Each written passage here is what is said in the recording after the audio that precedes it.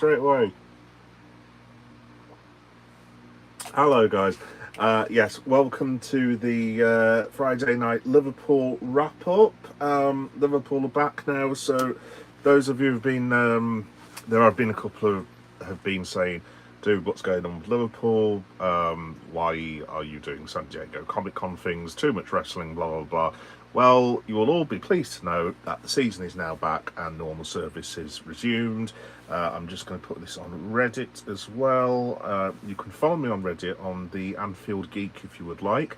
And yes, basically, I will be going full Liverpool throttle pretty much from now until the end of next season. Yes, the new season is nearly upon us. I was quite horrified to learn that Liverpool will be playing in 4 weeks' time. Literally 4 weeks. Our first game of pre-season is tomorrow against Sunderland, which I'm going to do like kind of a mini live stream. Hopefully, hello, yeah. I mean, it's not really. I mean, he did actually say it, to be fair. No, I like the fact that Klopp said it. I love the way that he just came out, yeah, to be honest, and basically said, right, I don't have to do this. I'm doing this for all of you, and if you come and harass my family, then I will quit. Don't blame the bloke at all. Fair play to him.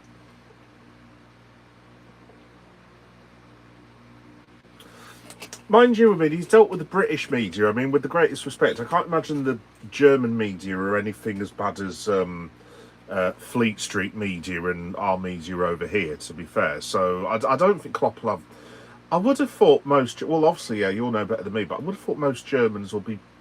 Well, I'd like to hope they'd be reasonably pleased, to be honest. It's not like Jurgen Klopp is the worst manager in the world. I mean, he's one of the best he was one of the best managers in the world, so...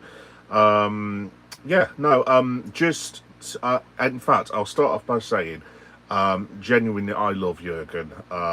He changed a lot of my life, when he was the manager of Liverpool, and I still miss the guy to this day. I'm not ashamed to admit I cried when Jurgen left, in the middle of a pub with about three other lads, all of roughly the same age. It was very, very embarrassing.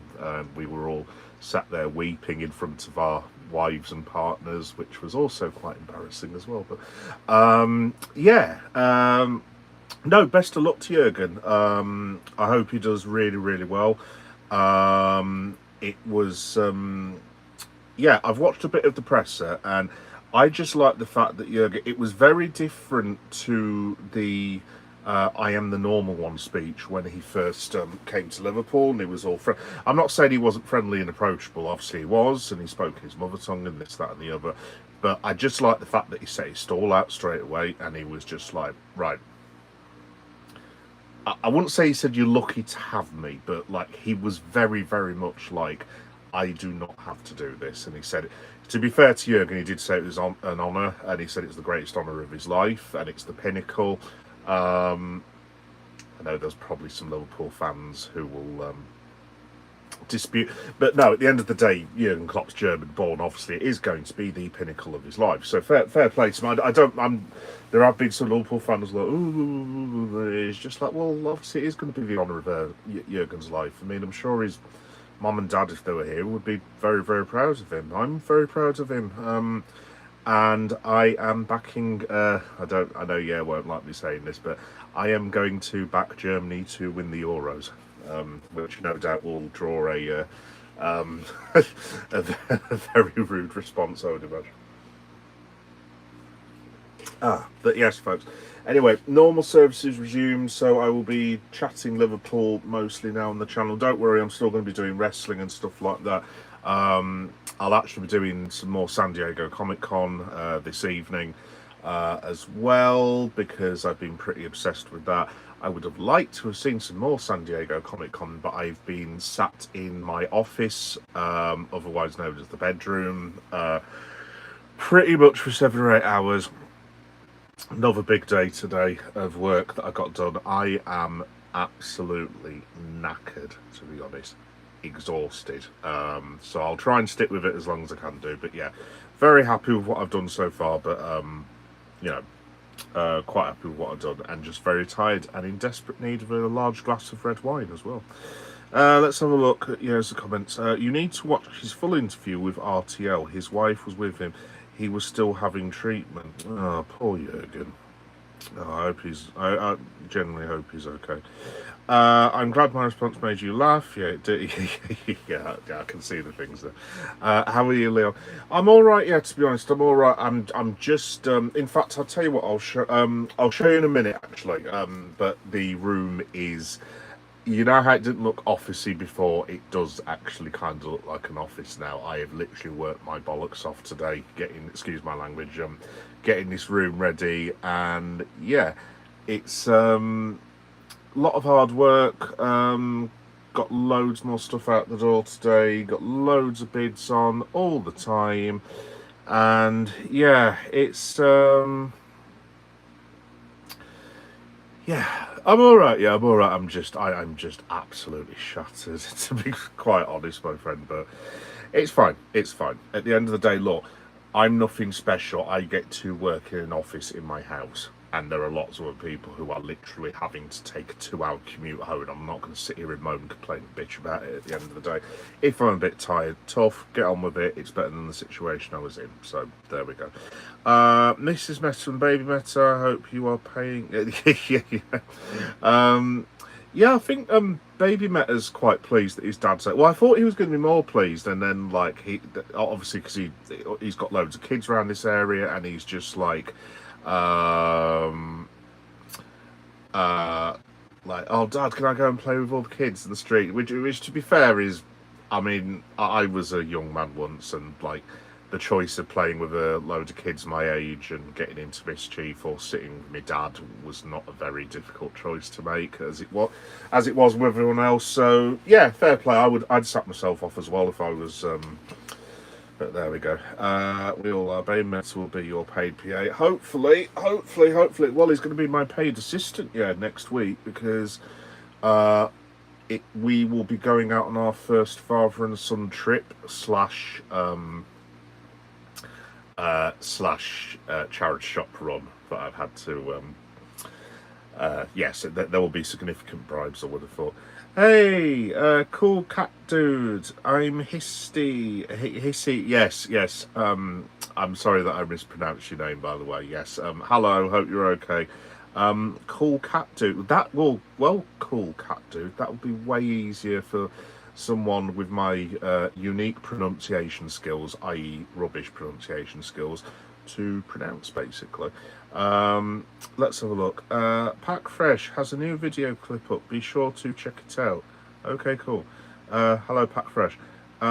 Looking forward to hearing all about watching your voyage. Thank you. Yeah. Well, I'm not sure where we're going to go, but I think we're probably going to go. I don't know if you've heard of Harrogate, as in Harrogate, the football team in like the English 4th Division, where Southgate lives. Basically, it's literally around the corner from Leeds. It's about like a 20-minute train ride or something like that. So I think we're probably going to go to Harrogate or Knaresborough, to be honest.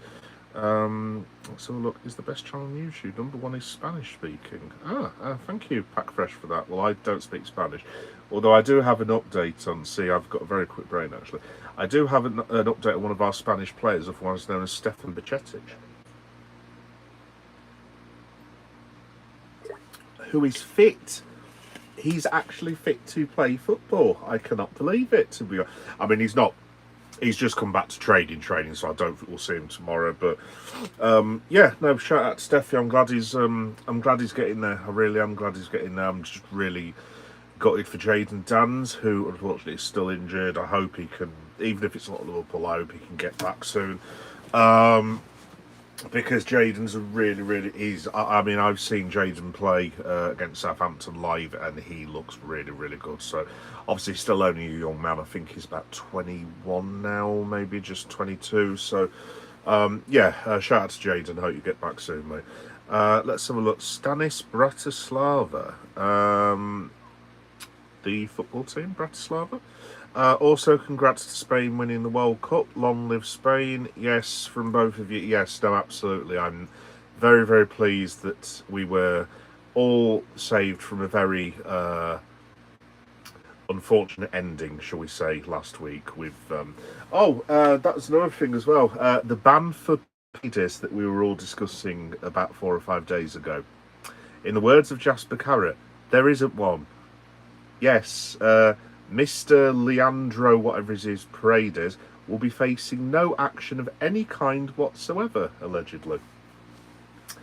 Oh look, I owe myself a fiver. Cheers, mate. Yeah, I mean, folks, I could have told you that Paredes wasn't going to face any action. Argentina as an organisation are not facing any action of any kind whatsoever. And they've been allowed to walk away scot-free and no doubt do the same thing next time. So yeah, good luck at the Copa America in 2 years' time. The poor buggers who face them in the final. Yeah, I mean, look, folks, I called it that. I can't remember the live stream I was on, actually. Was it Tuesday? I think it was Tuesday. Yeah, I think I was at the library. I called it last week, and earlier this week, and said, like, there's not going to be any punishment for Argentina, and true to form, there hasn't been any. I mean, knowing my luck, the only one who would have got punished was Alexis McAllister with, like, a 7-month ban, and I would just be like, oh, great, that's not helpful at all, but cheers for that.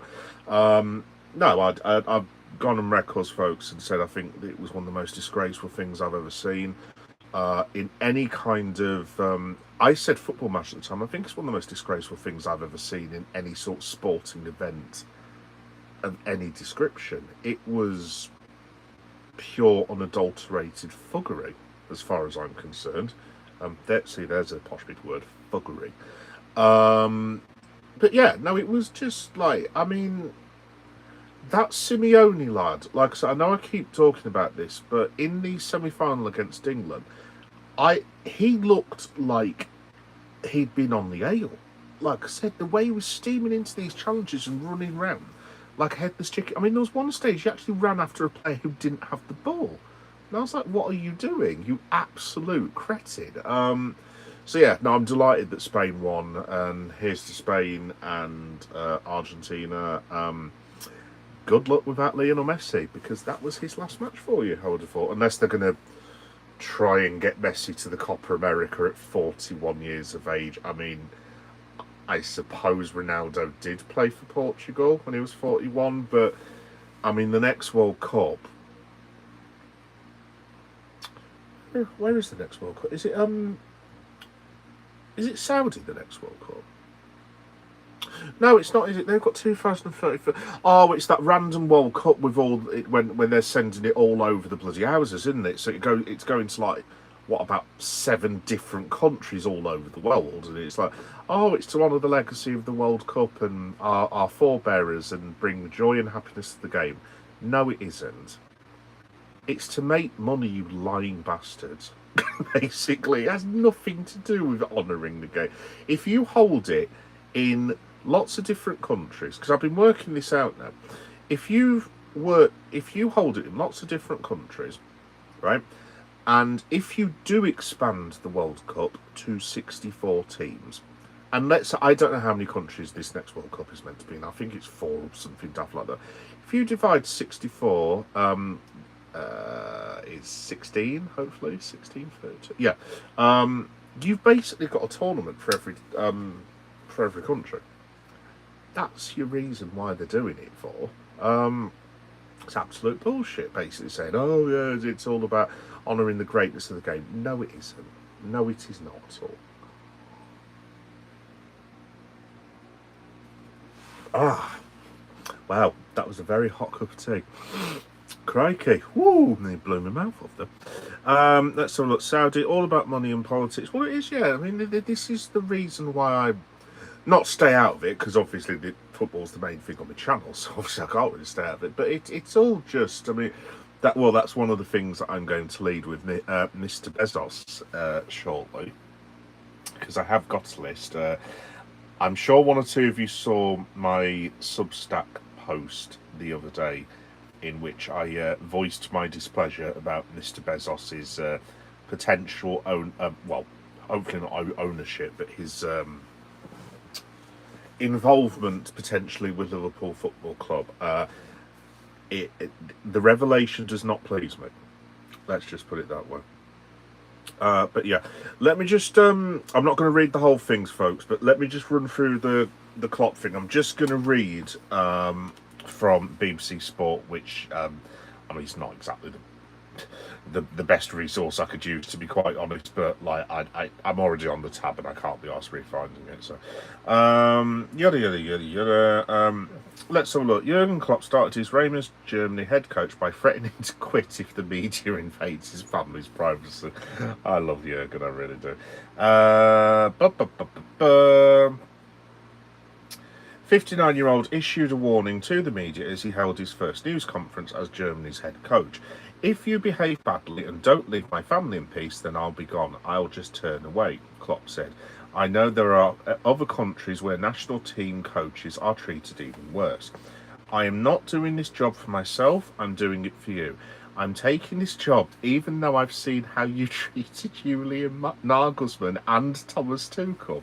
I love this job, but I am always to call it I'm always ready to call it quits if need be.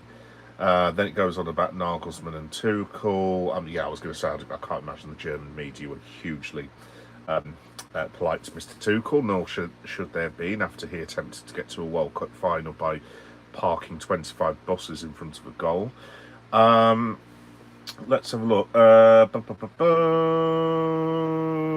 Klopp's appointment was widely expected for weeks, and his contract will see him through to the 2030 World Cup. Oh, here we go. The 2030 World Cup, co-hosted by Spain, Portugal, and Morocco. So obviously it says Klopp's 59. So yeah, he'll be 63 by that point. And I think Jurgen always said, like, I'm not going to be managing when I'm 70, 80 years old and rattling around. I mean, to be honest, I am actually surprised that he's putting himself through this, but obviously it's his country, which he loves very much. So, and he's put, Jurgen Klopp is not going to have any career after the national team, he added. This is the pinnacle, the absolutely high point of my footballing career. As coach, I will give everything I have got. Not bad for a bloke who got tricked into managing Mainz about 20 years ago, whenever it was. By the way, if you don't know that story, it's one of the funniest things I've ever heard. Literally, they're called. Where is my Klopp biography? I don't know where it is. It's some because I've had to move everything around, folks, in the room, so I don't know where I put all my Liverpool stuff at the minute. But so I'm paraphrasing this slightly, but I think from what I understand, the Mainz board of directors, they get rid of the last fellow that managed Mainz. They call Jurgen up and they're like, oh, who do you think should be the manager in this, that, and the other? And Jurgen's like, oh, well, blah, blah, blah, blah. And it's like, yeah, we'd like you to be the manager. He's like, you are? And then like he was calling all his mates and he was just like, they've asked me to be manager of Mainz. And I think there's one, I don't know if it's in the autobiography, I think it might be on the Anfield Rap. One of the players at the time, I don't know what his name was, apparently just laughed in his face and said, and then was like, oh, you're serious? Wait, what? Because obviously Klopp was just a reasonably skilled defender, not of Baresi standard, as even he would admit. And yeah, from that random chance thing, he is now one of the greatest managers of all time, and he's managing Germany, which is very good. So, it's Klopp's first coaching job since ending his 9-year tenure at Liverpool in the summer of 2024 after running out of energy. He said he feels the time is right for his return to coaching and to take up his first role in international football. Over the last few days, it was almost like a movie happening to myself, he said. I have summarised the job of Germany coach is really big, but now it is really dawning on me what the national team head coach is all about. For many years, it was... I've forgotten how to read. For many, many years, it was unimaginable for me to assume this position. As the years went by, it became more or less evident that sooner or later I would be asked to do this job. Now I think the time is right. And his first game, wow, this is going to be the most watched event in Germany ever of all time, and probably Liverpool actually. His first game in charge will be no, that's brilliant. Of all the teams, his first game in charge is going to be on the 24th of September. Have a guess who he's playing? Holland. Who plays for Holland? That's brilliant. That is absolutely brilliant. He'll just be having a laugh with Frimmers and Verge and Cody and Ryan, like when he's meant to be watching the games. But how you doing, lads? You all right? Oh shit, we've just conceded a goal. Oh well, never mind. It's only a friendly. Well, it's not actually. It's a Nation League group stage match on the 24th of September. Do you know what? I really hope Germany win the Nations League. Now, I would love Klopp just to come back in and literally like another trophy. There you go. But yeah. I saw a lot of the interview, obviously the translation bits on ESPN. I've not seen all of it. I'm going to watch it tonight, but I thought it was just brilliant as per usual. So shout out to Jurgen. I think he'll smash it. Look, I'm not saying he's going to win a trophy while he's there, because obviously it's going to be difficult for Germany. Obviously they're going through a transition that obviously will know far more about than I do. But look, I mean, it's not like they haven't got good players. I mean, they've got Florian Wirtz and Kai Havertz. I mean, you could build a very good team around those two at the end of the day. Both, well, I mean, Havertz isn't like super young, but it's not like he's like old, wandering around with a dressing gown in an old people's home or anything. I mean, there's a lot of good, talented lads there at the end of the day. So it depends if they're all going to get behind it. And I suppose the good thing, just from a Liverpool point of view, just quickly turning it back to Liverpool, is just the fact that obviously Klopp will now be working with Florian Wirtz. So I'm just hoping, basically, sorry folks, I'm just getting my notes ready. I'm just very, very much hoping that Wirtz is going to be coached, hopefully very, very well by Antonio Iraola. Obviously goes without saying. But I mean, if Klopp can play a similar-ish system so that both teams get the best of Florian Wirtz, I mean, who knows? It just might be a very, very good fit for everyone. And you know what's the funniest thing as well that's literally just clicked? This is going to be the most random football match of all time. I was under the impression that Arne Slot's in talks to become the manager of Holland. I mean, that's going to be the most mentalist / most awkward, randomist collection of events of all time. Like, Klopp and Slot against each other with Virgin, Ryan and Wirtz like wandering about and this, that and the other. So yeah, I am definitely watching that match. I'm literally going to, in fact, I'll write it down at some point. September the 24th, I will be in the pub watching Germany, which I haven't really done that often in my life. So yeah, I'm looking forward to it. Anyway, I will stop waffling on for a minute.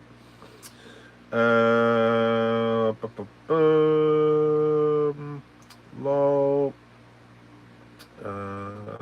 I'm just trying to find out where I wasn't. Argentina didn't have the most rigged ref. I think they did call Kado, to be honest. Ronaldo's last ever international game is Wales. Saudi.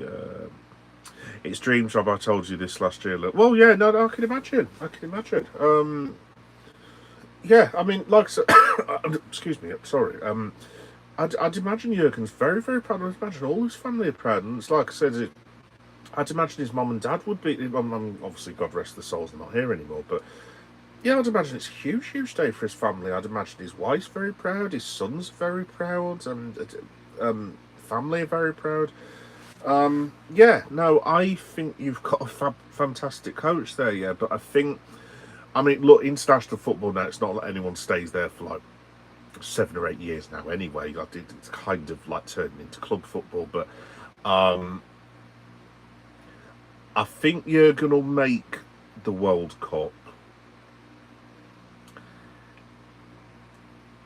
I wouldn't put my house on him making the World Cup. I mean, obviously, look, if Germany win the Euros, then Klopp will just be like, yes, get in, blah, blah, blah, and he'll happily go to the World Cup. I mean, I guess from Germany's point of view, I mean, obviously you know better than me, yeah, but I mean, I guess with them not lighting up the World Cup this year, to be polite, I'm assuming in Germany, if Germany were to, let's say for argument's sake, get to extra time against Spain and lose in the semi final by the odd goal, I'm assuming that would be more acceptable than what they've just. Well, obviously, it'd be more acceptable, obviously, but like, I guess most Germans would be happy with the semi-final. But then again, you guys are always like winners and stuff like that, so maybe people in Germany won't be. I genuinely don't know, but I just hope Klopp isn't put under too much pressure,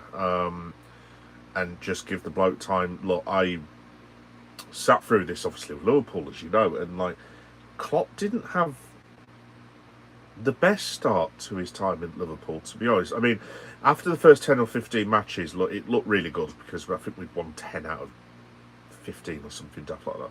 But literally, I don't think he got his first win for about 4 games. I think we had 3-1-1 draws or something random like that. And then we beat Bournemouth in the League Cup, and then we went to Stamford Bridge and won against Jose Mourinho's Chelsea. It all just clicked from there. And then, obviously, the first season was up and down, but, like, he got us to 2 finals with a really, really shit team. And, I mean, had we played better against Sevilla, Liverpool would have been in the Champions League in his first year, and maybe that did us the world of good. And we were out of Europe, and Klopp was like, right, now I can fully work with these players. And literally, we finished 4th the next year, got to the Champions League final, and finished 4th the year after that, and then basically won the Champions League and then won the league. I mean, I know Germany haven't got that sort of time, obviously, in relation to club football, but just, I really hope the German media do heed the man's wishes and give him time, because he is the best manager Liverpool have had. In my time, obviously, people would say Shanks or Paisley and this, that and the other, which is obviously perfectly fine because they were absolute legends, but I supported Liverpool since 1991, so I didn't see most of Kenny. So Klopp's been the best manager in my lifetime for Liverpool. And genuinely, because I love the bloke, I really, really still do miss him to this day. I just wish him all the best, I really do. So, yeah, danke Jürgen, and very good luck to you, my friend. Leon, what was your initial thought on Klopp when he was announced at Liverpool? To be honest, yeah, I I don't think I had an initial thought, because when Klopp was first announced, we had, just a very quick story, we had just drawn with Everton, funnily enough, in the Merseyside derby, so it finished 1-1, and Brendan Rodgers had the season after the season when we lost 6-1 Stoke City, and people were getting not pissed off, but it was kind of very similar to when Arne had lost the crowd a little bit, although the Rodgers thing, to be fair to Arne, was a hell of a lot worse. Like, people were literally saying, is there any way I can get rid of my ticket? I'd rather watch paint dry than this. And like, it got to the stage, yeah, to be honest, where people couldn't even be asked to boo anymore, which you shouldn't be booing your own team anymore. Well, I mean, obviously, if you pay good money, then obviously it's up to you. But I mean, I would never boo my own team, but each their own. But it got to the stage where I think we drew 1-1 with Sion. Don't ask me now how I know all this shit. I've got no idea. And I don't even think there was a murmur because I think we scored and then Sion equalised, and I think people were just like, past the point of caring. So obviously then Rodgers gets sacked after the Merseyside derby, and then at the time, if I remember this correctly, it was like allegedly it was a two-way fight between Jurgen Klopp and Carlo Ancelotti. See, there's a Marvel what if for you. What if Jurgen Klopp never manages Liverpool and we got Ancelotti instead?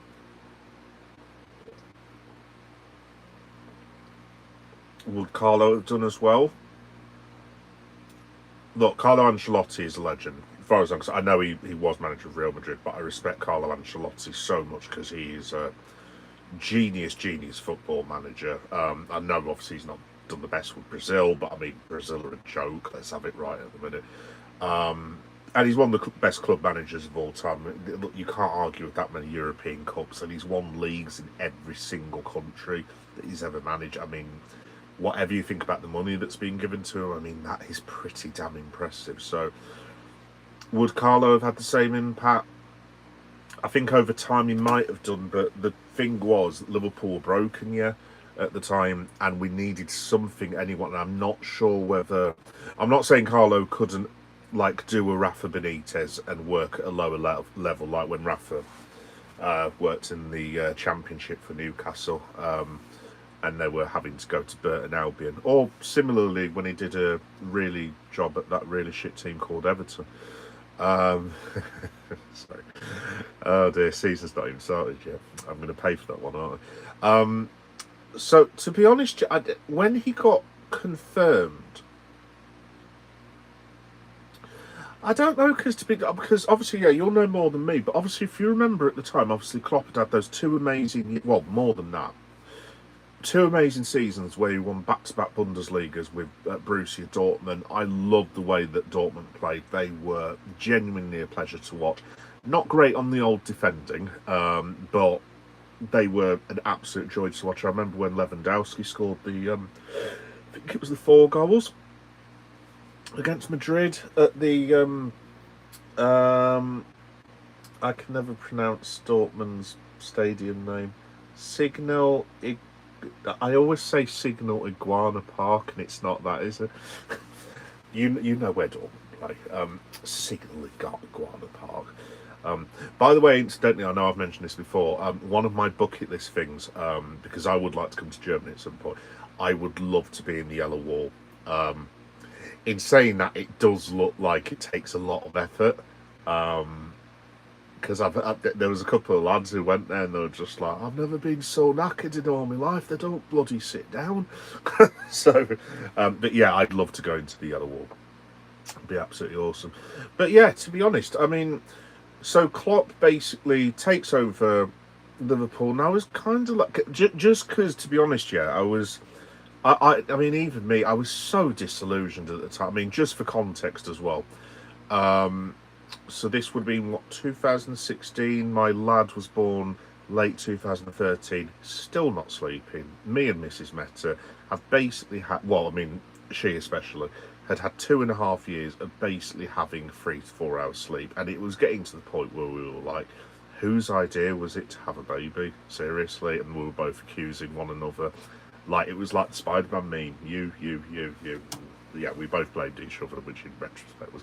Anyway, we don't need to go down that road. So, but yeah, and at the time, it was like, Leon Klopp's is the new Liverpool manager. And because I was so tired, I was literally like, just don't get us relegated. And that was about my only extent to it. So, to be honest, yeah, I wasn't... I know a lot of Liverpool fans were excited, but I think I would have been more excited had it not been for my personal circumstances at the time. But genuinely, as I said, I was just dead on my feet going to work, crying baby, very sad missus who also was not able to get any sleep. And yeah, it was all a bit shit, really, to be honest. And Jurgen Klopp came in, and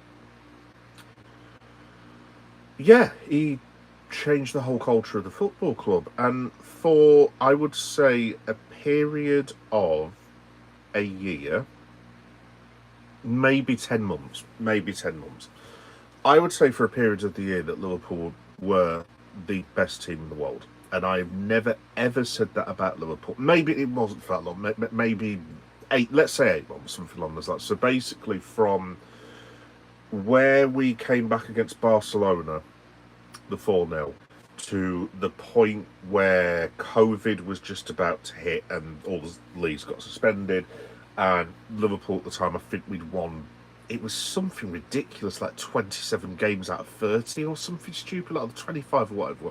League was basically won. We were 26 points ahead and something like that. And this is after we'd won the European Cup, after absolutely destroying Barca. So I wouldn't say we were the best in the world for a long, long time, but that Liverpool team, honestly, I don't think I'm ever going to see a better one than that. Which is a shame, and I don't mean that really towards Iriola, but I mean, it's asking a hell of a lot for the bloke to produce that standard of football. But I just remember when, because we had a lot of success against Manchester City, but I think the one where I started to realise how good we were, we went 9 points clear and we beat City 3-1, which doesn't sound like a lot, but I want to say it was one of those matches because we had this habit of going 3-0 up against Man City after about half an hour or 40 minutes. And the previous year we'd gone 4-1 up against them, but Liverpool, like, defensively at the time was shambolic still, to be honest, because I don't think we had Verge at that point, and it ended up being 4-3, and it very, very nearly ended up being 4-4. It was like one of those England matches the other day against bloody France. But the 3-1, I mean, we just completely destroyed City, just nullified them, and that was the difference. It was when. So I think Bernardo Silva scored for Man City with 10 minutes to go. And obviously, as you all know, I've got like GAD and anxiety, which I didn't know I had at the time. Straight away, heart's going, oh my God, we're going to lose 4-3. Oh, it's awful. I'm going to go to the toilet so I don't have to watch it. And the lads are watching. They're completely calm. And I was like, how can you be so calm? It's like, because they're not going to win, mate.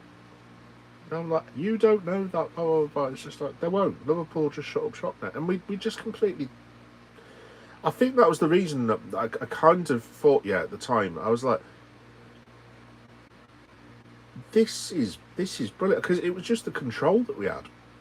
Literally, when Liverpool decided the game was over, it was like, nah, that'll do. And I'm so unused to Liverpool ever being able to do that. I mean, Slot tried it to a certain extent, I suppose, but under Klopp, for I would say a period of maybe even a year to 18 months, there was just a time we could literally just go, they've just scored 3-1, that'll do us. Game over. And it was just so impressive, and we played fantastic football, and I was... it was absolutely wonderful, But, I mean, just to finish off, at the time, because of the sleep deprivation, no, I wasn't very excited at all, quite honestly.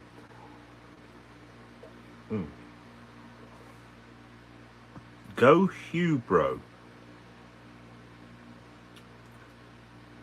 I don't know if that's a young people thing. Holland, no way. Holland were terrible in the World Cup. Yeah, dressing gown, Awkward is an understatement. Yeah, no, I couldn't believe my eyes yet. I mean, it's just the fact that potentially that Slot managing against Jurgen, who will have access to Florian Wirtz, whilst Slot will be managing Virgil van Dijk, Cody Rhodes. Wow, that would be brilliant. Managing Cody Rhodes, anyway. Wrong show.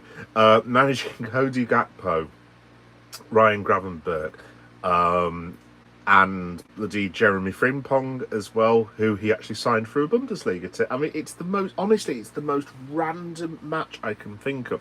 I mean, I should just point out that Slot has not been confirmed for Holland yet, so we might all be getting hopes up. But I'm definitely going to try and see if I can watch that in a boozer somewhere, because it just sounds absolutely brilliant. I don't think Klopp will be there for the World Cup. Do you know? I think he... See, I don't know with Jurgen. When Jurgen's had enough, he's had enough. He's not one of these. It's not like in wrestling where people keep coming back and chasing the glory. Jurgen, to be fair, is one of those. No, done. Because I remember when he left Dortmund. To be honest, because we were all quite surprised over it. Well, I'm sure you were as well. But a lot of English fans were very, very surprised. I mean, I know Dortmund had that disastrous start to the season because the people worried about them getting relegated, and then they went on that run. You'll know better than me, but I think Dortmund maybe, 9 on the bounce just before and after January, and then they pulled clear of the relegation zone, and Klopp actually got them 7th, and I think they were like 2nd from bottom or something of the Bundesliga at the time. So again, that shows what a good manager he is. But I mean, I remember him saying at the time, was just like, I can't be having him like 2nd from bottom. I'm going to resign. And I remember that banner that they put of the yellow wall when they had the tifo of Klopp and everything, and he was absolutely devastated to go. So will he be there for the World Cup? I think it's 50-50. I see. I wouldn't be surprised if that's the reason he said the thing to the journalists. It's like, look, you can criticise me if I get some things wrong, I've got thick skin, this, that, and the other. But I think he was basically going for, yeah, don't take the piss out of me, and don't take the piss out of my family. Because I suppose, to be fair, I mean, he would have had to have had some discussions with his wife. Because him and his missus just sat there having a luxurious wife with their life in their villa in Marbella and travelling the world and eating in fancy restaurant and going to Lakers games or whatever the hell Jurgen and Ula Klopp have been doing.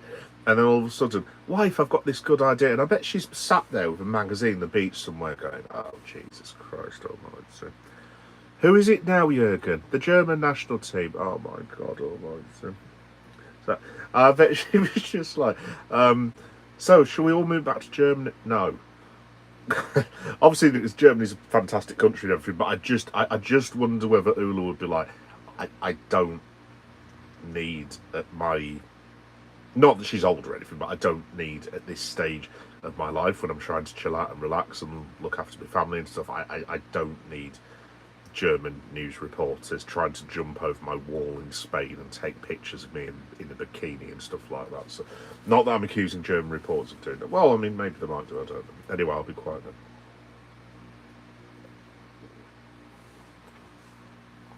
Bloody hell. You'd be a brave fella to do that, crikey. If Jurgen caught you doing that, taking a picture of his wife in his back garden, I doubt he'd be very pleased, to be fair. But yeah, will he manage? I don't know yet, to be honest. I think he. Put it this way: if it's a disaster, look, Germany will not do that. One prediction I'll make about Germany: they won't go out in a group stage. Absolutely no chance whatsoever. I know Germany's recent tournament history isn't stellar, shall we say, but they definitely won't go out in the group stage. I'm pretty confident of that. I think if he gets to the quarters and it's an unlucky loss, say, for example, it's a dodgy penalty given by VAR, and Germany are like super unlucky and hit the post 2 or 3 times, I think Klopp will think, yeah, do you know what, I've got a chance here actually with these. And you've got to think as well, I mean, he's got the chance to work with Florian Wirtz from the age of 22 to 26, or 23 to 27 or whatever it is. So, I mean, he's got a lot of these players to work with. Obviously, he's got the lad from, I can never remember his name, the really good one from Bayern that everyone's going on about, Musiala, who looks really, really good. Obviously, Germany have got lots of fabulous players. So, I think, yeah, if he gets to the semis, he'll want to stay. If he gets to the quarters, he should do. I'd be worried if he went out in the last 16 and then Klopp might be like, you know what, it's not really it for me to be. I mean, to be honest, yeah, I'll go on to other Liverpool news in a minute, but it very much depends for me.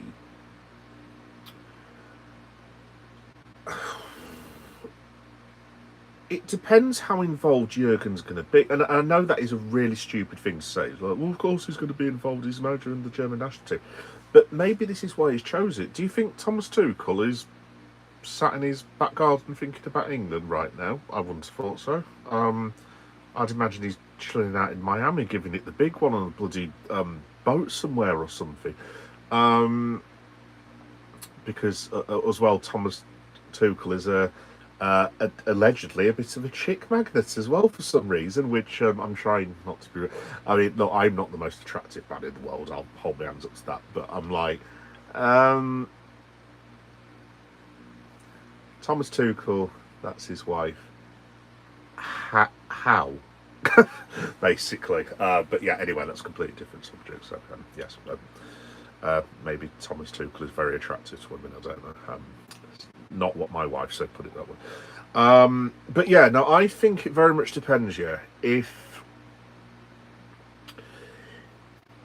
Because, I mean, to be honest, I mean, how much stuff is Jurgen going to have to do at the moment? Well, it's the 24th of July, right, at the moment. And that friendly against Sweden isn't while 24th of September.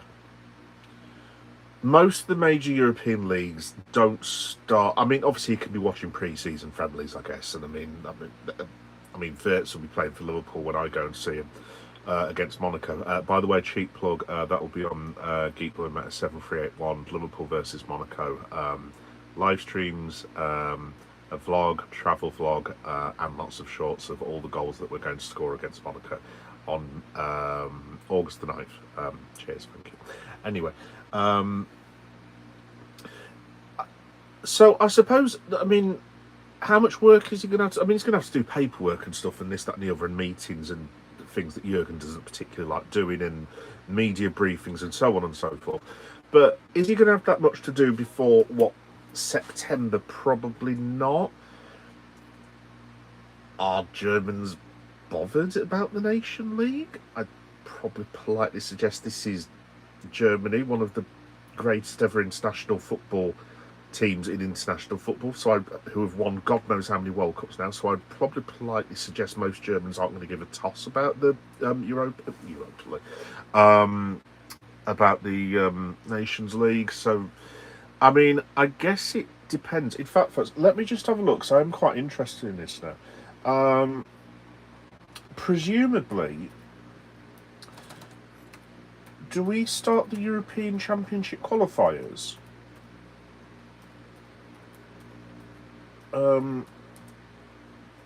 Fairly shortly, because obviously that tournament's in, what, 21 months now?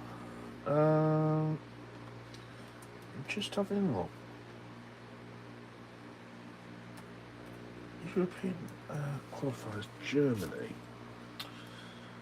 Right, I'm going on Germany page on ESPN just to see if I see anything. I'm guessing the qualifying for the Euros should be fair. I mean, I know Ghana have got to do our AFCON qualifying very, very soon, which we are sadly, as a lot of Ghanaians know, we are no longer very good at that. Qualifying for World Cups, absolutely fine. Qualifying for AFCON, absolutely bloody hopeless. No idea why, couldn't tell you. Let's have a look. Germany fixtures. Germany's fixtures. Let me have a look. Right, so this is Jurgen's first, 3 months, basically.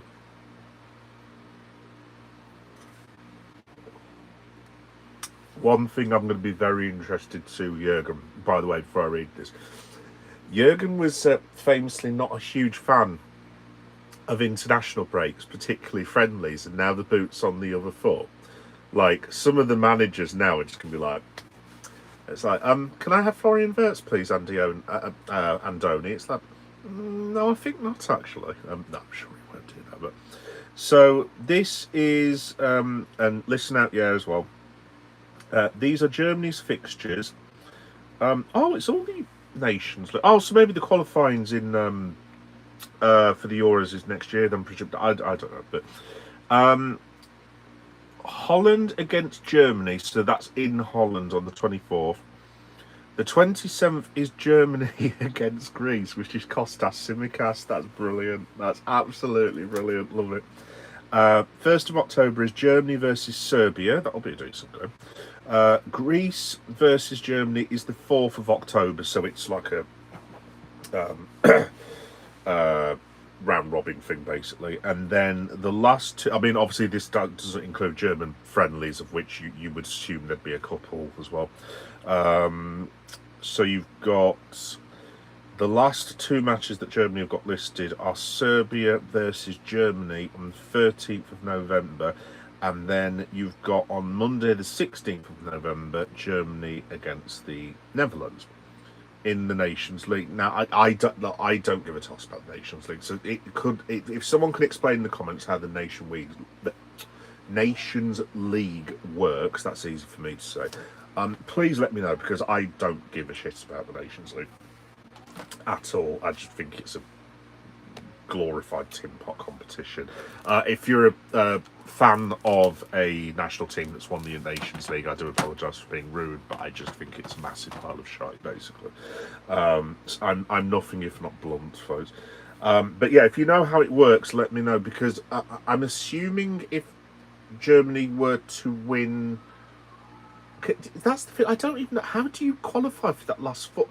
Do you have to have won all of your games, and then whoever wins the most games gets the I don't know. Let me know in the comments if you wouldn't mind. But I haven't got an effing clue, to be quite honest. But I mean, I hope Jurgen Klopp wins. Do you know what I am actually? I really hope Germany win the Nations League now. And Jurgen just struts in there and just goes, "Oh look, another trophy." Because I mean, Jurgen in his, I was trying to work out. Obviously, he's not been quite as successful as Pep Guardiola, but I would argue there's a reason for that.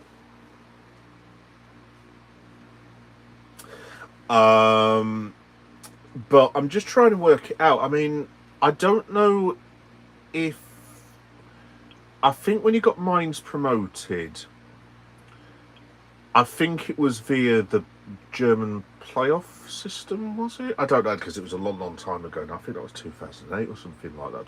2006, was it?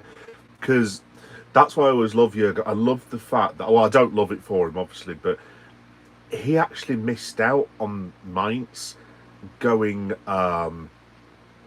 going up to the Bundesliga like twice, and I think it was like in the last minute of both games, and he was crying on the pitch and everything, and they nearly did it a third time, but fortunately this time Klopp got him to the Bundesliga, and then obviously he joined Dortmund, and I don't think it started off brilliantly from what I recall, but then obviously Dortmund just ripped it up, and they were, I mean, you could make an argument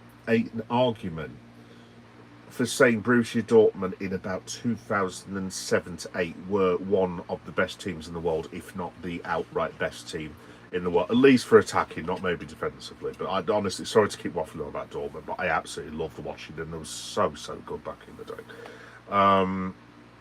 But yeah, we will have to wait and see. So very good luck to Jurgen, and I hope he absolutely smashes it, basically.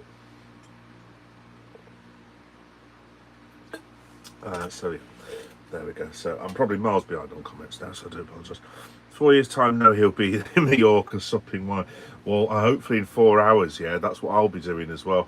By the way, folks, this San Diego Comic-Con thing that I've hopefully put on my live feeds, I may have to call an audible in the ring. I don't want to keep going on about it, because like I said, people have been working like shifts at like lumber yards and this, that and the other, far more worky than what I've done today, but genuinely just because this has been a huge endeavour setting up my own business, I'm mentally and physically drained and exhausted. So I will try and come on for a bit tonight.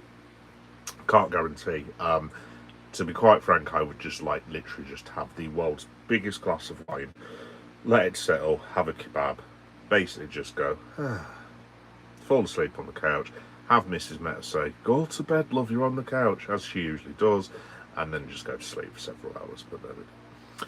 Has Liverpool penned any new players? Well, funnily enough, yeah, I was going to talk about that. Oh god, it's like you guys set me up now. Yeah, because I think Cardi was doing that for me the other day. It was very, very cool, actually. In fact, guys, let me just go through some of the things that I have written. Right, first things first, let me get the pipe bomb out of the way. And I am going to swear, so if there's little ones listening, I don't drop the F-bomb, but I am just giving you fair warning right now. Jeff Bezos, go fuck yourself. That's all I have to say. I do not want that balding tit anywhere near my football club in any way, shape or form. I don't give a toss if all the live form, see what I did there, by the way, work it out, supporters are idiot, insane branch of the supporters that we have, who all they give a toss about is like winning and like getting champions on the back of their replica shirts that mom and dad have bought for them.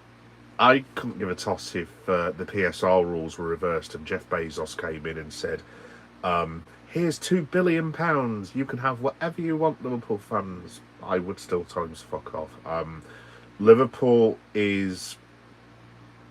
Look, obviously I know Liverpool haven't been this for a while, but Liverpool was a very, very socialist institution back in the day. Now, I'm not socialist at all. I have my principles and this, that and the other. I don't know if it would be socialism necessarily. Look, I'm one of these, like, sometimes 80% of the ideas that I think are good are left-wing, but sometimes there'll be right-wing things that people will say, well, not even right wings, like, um, oh, look, someone being let out of prison to go and stab people. That's wrong. It's like, yes, it is. That isn't right wing. That's just common sense. What the we do here, basically? But yeah, so I don't know, to be honest. But anyway, the point is, Liverpool under Shankly, as many Liverpool fans obviously will know, was a socialist institution to a certain extent. It's always been a working class city. Obviously, Liverpool was bounded together by the Thatcher years, the managed decline of Liverpool. There's always been an us versus them after everything that happened, including obviously the horrendous things of Heysel and Hillsborough, and to a certain extent Paris. And Liverpool people, from what I've observed, and it might be a bit of a stereotype, I don't know, and just like at heart, good, honest, hard-working, working-class people. I mean, it's not all working class in Liverpool, obviously. I mean, there's very rich parts of that city. It's not like it's bloody Rotherham or somewhere like that. Liverpool is literally one of the greatest cities in the world. I would where's Finn when you need him? What's that sentence? Is it stand on business? I would stand on that. I don't know, whatever the young people say. Anyway, it's one of the best cities in the world, as far as I'm concerned. I'm not just saying that to butter up Liverpool fans. If Liverpool was shit, I would come out and say, I don't like the city, I think it's rubbish. I love going to Liverpool. I literally cannot wait to be back there on August the 9th.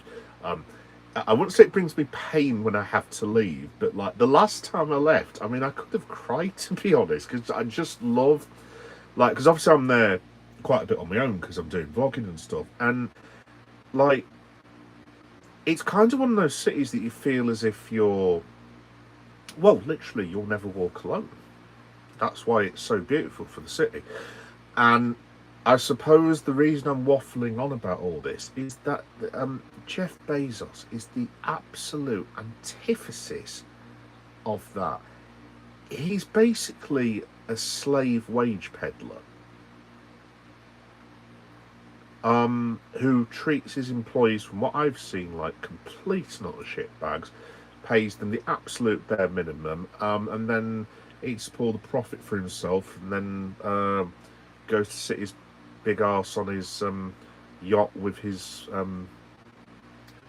annoyingly very attractive wife, sadly. I'm sure there'll be women in the comments like my missus turning around and saying, Lauren Sanchez, what are you on about? It's like, ladies, I'm really sorry. I'd like to think that I'm, quite a, not spiritual, what's the word? Not progressive, that's not the word either. Socially conscious bloke nowadays, but there is still a bloke there, and like, I'm sorry, but yes, Lauren Sanchez is very attractive. Anyway, that has nothing to do with anything. The point is, I don't want him anywhere near my football club at all. I mean, I was appalled, absolutely appalled by the thought of Elon Musk having anything to do with Liverpool, and it's getting to the stage with FSG, and I do worry about this now. It's quite a big concern of mine. As it happens, there were no links with Musk in the end, fortunately. But now we've got these links with Bezos. You can imagine Zuckerberg at some stage is going to be asked about it, or that wretched, weird little word I can't say, Peter Thiel, who I've had... oh, God, is this going to... Can I say that? I have recent experience of Mr. Thiel. Anyway, look, I don't want any of those, and it's not the whole Trump thing. I mean, that doesn't help either. I do not want any of these psycho billionaires anywhere near football. And now, look, folks, I am not naive. Obviously, if Liverpool get a rich owner, it means we can buy better players within reason, with PSR and everything. I mean, even that's changing soon. So, and it means we've got more of a chance of winning the league and Champions League. But I'm not going to die on the hill of a principle. I'm sorry for waffling on, folks. I do apologise, but it's something I feel very strong about. I'm not going to die on the hill of a principle, but like, I don't want a guy who basically fired half of the staff. You'll have to forgive me on this because I can't remember. Is it either the New York Times or the New York Post? I'm going to say the Times. Please correct me if you know what the thing was. Because they were anti-Trump reporting. And basically now he's employed, well, from what I'm given to understand, I don't know if this is the case or not, a load of lackeys to basically write nice things about Donald Trump. And that is censorship. That is China. That's Russia. That's North Korea, basically. And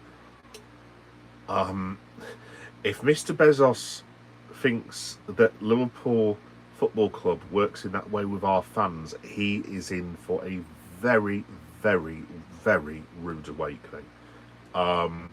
I mean, I don't know how a lot of Liverpool football fans would feel about it. I don't want to be presumptuous, but you'd imagine Chelsea fans wouldn't give a toss, seeing as they still chant for Roman Abramovich, which is, wow, I mean, I don't even have the words, quite honestly. But yeah, you'd imagine there's a lot of like sort of working class, especially northern cities, that would just be like, don't want him anywhere near. Maybe there are, I don't know. Maybe people just want to win nowadays. I don't want Liverpool Football Club destroyed.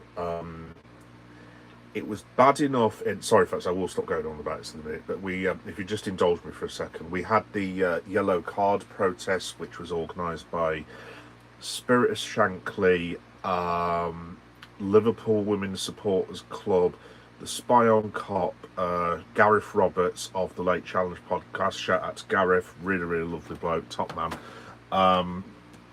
When basically FSG were taking the piss and trying to raise the prices, and they wouldn't tell Liverpool fans how long the price increases for. So obviously when clubs do price hikes, as a lot of you will know, they'll say, right, let's say for argument's sake, I don't know, Kuzieson will say, let's say Arsenal say, right, we're having a price hike now for 2006, 2007. However, it will remain at that flat rate for 2007 to 2028 and 28 to 29, and then there'll be another fans consultation, blah, blah, blah, blah, blah. And FSG refused to do that. They just said, yeah, we're raising the things and we'll let you know what the price is next season. Again, Liverpool fans were not really best pleased about this, and we had the yellow card protest that some of you may have seen, some of you may not have seen, I don't know. And eventually we got them to back down. Or at least, sorry, not myself. I mean, I posted some things on Reddit calling them buttholes, basically, so I didn't actually lift much of a finger myself, but I did try to spread the word a little bit. I wrote something on my Substack about it, hopefully it helps a little bit. But yeah, that's what Liverpool Football Club is to me, and people who have the nerve to say this ridiculous, always the victims, it's never your fault, sod off, basically. If you want a manufactured, corporate, bland experience where you're sat in a jacuzzi on top of a stadium, mentioning no football club's name, eating prawn cocktails and quaffing champagne whilst occasionally looking down at a football match, that is entirely up to you. It's your money, do whatever you want. That is not football to me.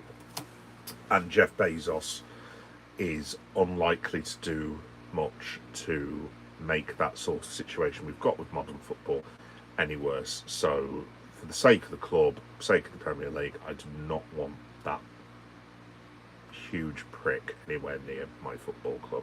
I apologise for swearing so much. I don't usually do swearing, folks, if I can help it, but yeah, don't want anything to do with it. Yes, anyway, let me go back to the comments, guys, and then I will go back to my little speech and stuff. Everton, yeah, submarine, yeah, that's it, Yellow Wall. If you need guidance for a ticket, let me know. Oh, thank you, yeah, that would be very, very nice of you. Yeah, call your contacts in Dortmund. Do you know, I bet that would be awesome to put on my channel, actually. Like, can you imagine if I could just live stream at the end from the Yellow Wall, and like you all all you guys tuned into me. You were like, "How you doing, Leon?" And you could just see this hand going, "Help!" Like, it'd be funny as. No, I'd definitely like to go and see Dortmund. That'd be great. I mean, obviously, I'd like to see Bayern. Obviously, as a tourist thing, I'm sure as well. I'd like to go and see Stuttgart actually, and where else? Obviously, Leverkusen. Like I said, you will. Quite a few of you know that I've got this bit of an obsession with St. Pauli, who got battered today, by the way, in a pre-season friendly. Sorry, St. Pauli and everything. There was. I tell you where I'd like to go in Germany actually, and it's really, really random, but it's just because I'm really old, and the only reason I'm mentioning this German football team is because they were quite big. I wouldn't say big, but it was like a team that always got mentioned in the early 90s. I don't think they won much, but it was something that I always sort of knew about from an early age. I'd like to go and see Kaiserslautern. I mean, I'm assuming Kaiserslautern is still trading as Kaiserslautern these days, but I would really, really like to go to that ground as well. I don't know what it's just because it reminds me of like being a kid and stuff. I think we might play Kaiserslautern actually. I'd also like to go and see Schalke as well. I wouldn't make a habit of telling Stuttgart fans that or vice versa. It is Stuttgart and Schalke. Yeah. Yes, apparently from what I'm given to understand, there are one or two German grounds. If I was to go on a tour of Germany and they asked where have you been so far, if I said X, they might not be hugely best pleased about it, but yes, doing a tour of German football grounds is definitely on my list. I would love to do it. Whether Mrs. Metzer would allow that as a family holiday, I have absolutely no idea. I'll send her to the Black Forest with the lad, and I'll just go around. No, I'm sure there's plenty of other things to do in Germany. Obviously, I want to go and see Munich and Berlin as well, but do the touristy things, obviously. But yeah. Yes, hopefully Germany will be in my future at some point. Let me have a look. Are you sure you are drinking tea? I am, yeah, I am. I think I'm just a bit hyper because my working week technically has ended. So I had to think about this the other day because my missus said to me, because she caught me working again till about 1 in the morning, but obviously it's kind of the lines are kind of blurred for me because it's something that I love doing and it's geek stuff. And she's like, do you know what, if you keep staying up late to do this, it's going to turn into something that you don't like and it's just going to become like a job. So I'm trying to like say to myself, right, after at least 8 o'clock, nothing else. You go and watch film, you read, put your head in a book, go out for a walk, drink a bottle and half of red wine, whatever the case may be. But if you keep your head constantly in this, you're going to resent it. So yeah, I'm just trying to chill with it a little bit. Hello, Cardi. Sorry, Cardi, that I've been waffling on for hours. I'm all right, mate. How are you? Anything cool from San Diego? I will have a look cards for you, actually. Well, I can tell you that Mr. Danhausen was indeed at San Diego Comic Con. Let me have a look. I will go on Gizmondo. Like I said, I might do San Diego tonight cards, but like I said, I think this might be one too many for me. I am genuinely shattered. Obviously, I loved watching it with you guys last night as well, but I think tonight could be the one where it may just be Leon and Leon on his own, basically. Hello, what is this? Live UK Wrestling? Wait, what? Huh? Channel showing live UK Wrestling. How weird. I'm literally just going to go on San Diego Comic Con cards. So today, where is my little list? I can tell you because I did write a schedule of the stuff I wanted to see. So yeah, the Marvel panel is definitely tomorrow, so that's not tonight. There's a Hasbro panel, which is obviously all your Transformers and stuff, which is 1:30 US time, so theoretically, I don't know how far San Diego's in front of us. It might be 6 hours, I think. If it's 6 hours, I'm guessing that starts in about 10-15 minutes. If it's 5 hours, it might nearly be finished. The panel for Lanterns should be on. Aliens 40-year panel, 5:30 San Diego time, so presumably 11 o'clock our time. The Marvel Legends panel should have been and done. Marvel Legends, if you don't know, is... Oh, I've moved everything about. Marvel Legends basically are these guys. There you go. That is Gambit. Hello, ma chérie. That was a really crap Gambit impression. This is like one of my favourite toys in the world, by the way.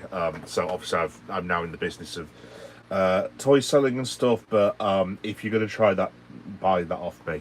To quote Lucius Fox in The Dark Knight, good luck.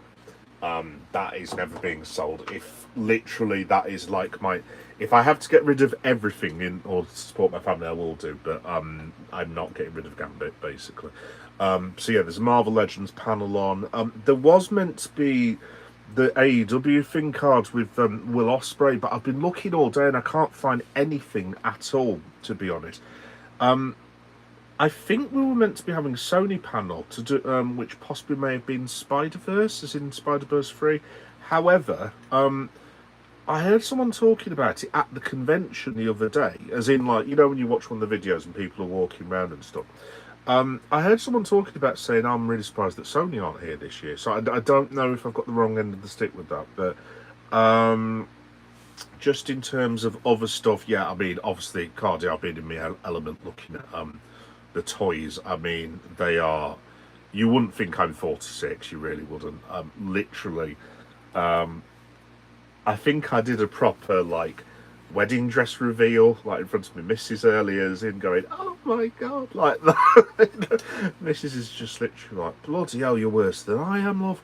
And it was, yeah, just because I'd seen, I think it was like a Punisher statue from Sideshow Collectibles, and it just looks, they just look so awesome. I mean, if I had unlimited money, which I don't, obviously. Five Nights at Freddy was revealed as well, for any of you who are interested in Five Nights at Freddy. Sorry to Liverpool fans listening to this, by the way. I will shut the F up in a minute, but I kind of do crossovers on my channel, so, yeah, sorry about that. The Caped Crusader comet cause. Has there been anything else? I haven't seen anything. There is a new statue, not that any of you guys are going to be bothered about this, but Jada Toys have just released the new M. Bison versus Guile 2-pack, which I'm very excited about because I used to love Street Fighter. I'm guessing on my own channel on that one. Actually, there is... are any of you guys... bothered about Lord of the Rings? Because there is, if you don't want to listen to me, by the way, there is a live stream that someone is doing of the Rings of Power Season 3, if that's any help to anyone. I haven't seen the Rings of Power because I'm not really, please don't all kill me, I'm not really a massive Lord of the Rings fan. Like, I love sci-fi and comic book books and stuff. Fantasy's kind of like... not massively, but I don't mind Lord of the Rings, or it's never really spoken to me, to be honest. But there we go. Actually, another random recommendation. There is a young lady called I think she's Swedish or something. I forget what her name is, but I think she's in the Rings of Power. I think is it Moffid? Is it Moffid Clark or something like that? I don't know what the lady's name is. But Moffid, if that's indeed how her name is spelt or pronounced, is in a film called Saint Maud, which is a horror film that was set in sunny Scarborough, would you believe, which is near and dear to my heart because a lot of some of my family's up there and everything. And it was the most gnarly horror film that you've ever seen. I would thoroughly recommend seeing it. Some of you may have seen it, some of you may have not. But if you want your horror recommendation for tonight, check out Saint Maud. It is actually quite scary, to be honest. And I'll just say, good luck with the bit at the end. There you go. See, I'm looking at some of my DVDs that I've not even brought. I might show you my DVDs that I've got in a minute, actually, because I've literally got about 4 or 5 DVDs that I've got from HMV that I haven't even opened yet. Also, as well, I've got. Speaking of Comic Con, I actually found AEW versus DC Comics comic books, which was like totally awesome, and I've lost them. Like in this room, like for a shoe, I have literally lost these comic books, and I don't understand how you lose comic books in your own room. But yeah, basically, long story short, I'm not going to be seeing them now until I have sold more shit, basically. So yes. Anyway, you guys don't need to know that. Let me have a look. I'm miles behind, folks. Sorry, because I've been waffling on. Anything cool from San Diego? Yeah, we're extremely bothered. Euro 2000. Oh, you're extremely bothered. All right. The pressure is on. After the friendlies, we begin. Fair play. You better cover the Nations League, or if I have to endure wrestling, I might well do that, Cardi. Might well do that. I might film myself live watching Germany after 15 steins. I can think of 115 reasons why Klopp is better. Yeah, I hear that. I hear that. Cardi hit me with 64. He's not bold 64. Think of the money Liverpool will be dragging in with prime sponsors on the top. Yeah, I mean, like I said, Cardi, that's the. I mean, look, it is. I suppose technically it is counterintuitive to wanting your team to do well by actually hoping that one of the richest men in the world doesn't invest in your football club. But to be honest, Cardi, maybe maybe it's the age I am, and maybe it's the fact I'm a Liverpool fan. And look, we haven't been short of trophies since I've been a fan. I mean, we went through this horrendous stage where. Let me try and work this out. We won the League Cup in 1995 and didn't win another cup of any kind until 2001. And the longest drought as a supporter that I've had, and I say a drought, I mean, we won something in the middle, but Liverpool, when they won the FA Cup in 2006, only won one League Cup on penalties against Cardiff City before our next win, which was the Champions League in 2019. And for those of you who are good at maths, yes, that was one very, very spawny trophy win against second division Cardiff City in 13 years. So I'd become used to that. So I'm going to be honest, between 2019 and 2026, being furnished with, if you include all the shit trophies like the Super Cup and things like this, which I don't really, but if you're counting those as trophies, I am more than happy with my 10 trophies in 7 years. That is absolutely fine with me, because I never thought we'd do something like that. It was like when that season when we won the cup double and lost out in the league, and then lost in the Champions League, and honestly, the disappointment. You'd think we'd been relegated. Like I wasn't pleased. Don't get me wrong, but I mean, like we missed out on the league by a point, and the only reason we didn't win the European Cup was Thibaut Courtois basically had a worldie. Other than that, we absolutely destroyed Real Madrid. It wasn't even close. But they have this very annoying habit of like pulling something out of their arse, and Vinicius Junior did. Because Trent Alexander-Arnold did not track his marker. Not that I'm accusing him of anything, obviously. Anyway, yes. Learning Spanish in 6 months. Anyway, moving swiftly on. But yeah, like, I remember the end of that year, and literally, it was like a bloody wake, and it was like, oh, the wreckage of Liverpool season. Stop.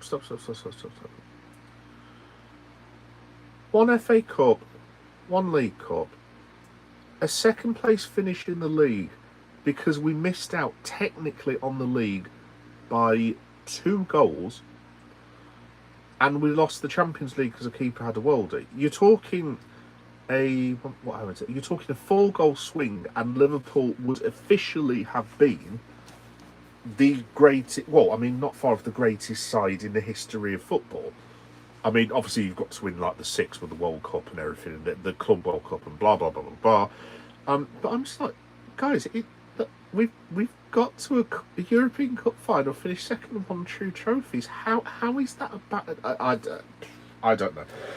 Maybe it's just me being not the most ambitious guy in the world, but I'm just like, guys, look, it's not a disaster. Seriously, what are we talking about? But yeah, Carter, going back to the original thing, like I just don't. Look, you're never going to find a nice billionaire. Let's have it right. I mean, look, Tony Stark does not exist in real life, sadly. And the majority, you don't become a billionaire unless you're not a complete arsehole. Let's have it right. Can Liverpool survive without that sort of investment while all the other teams are getting richer? I mean, who knows? I don't know.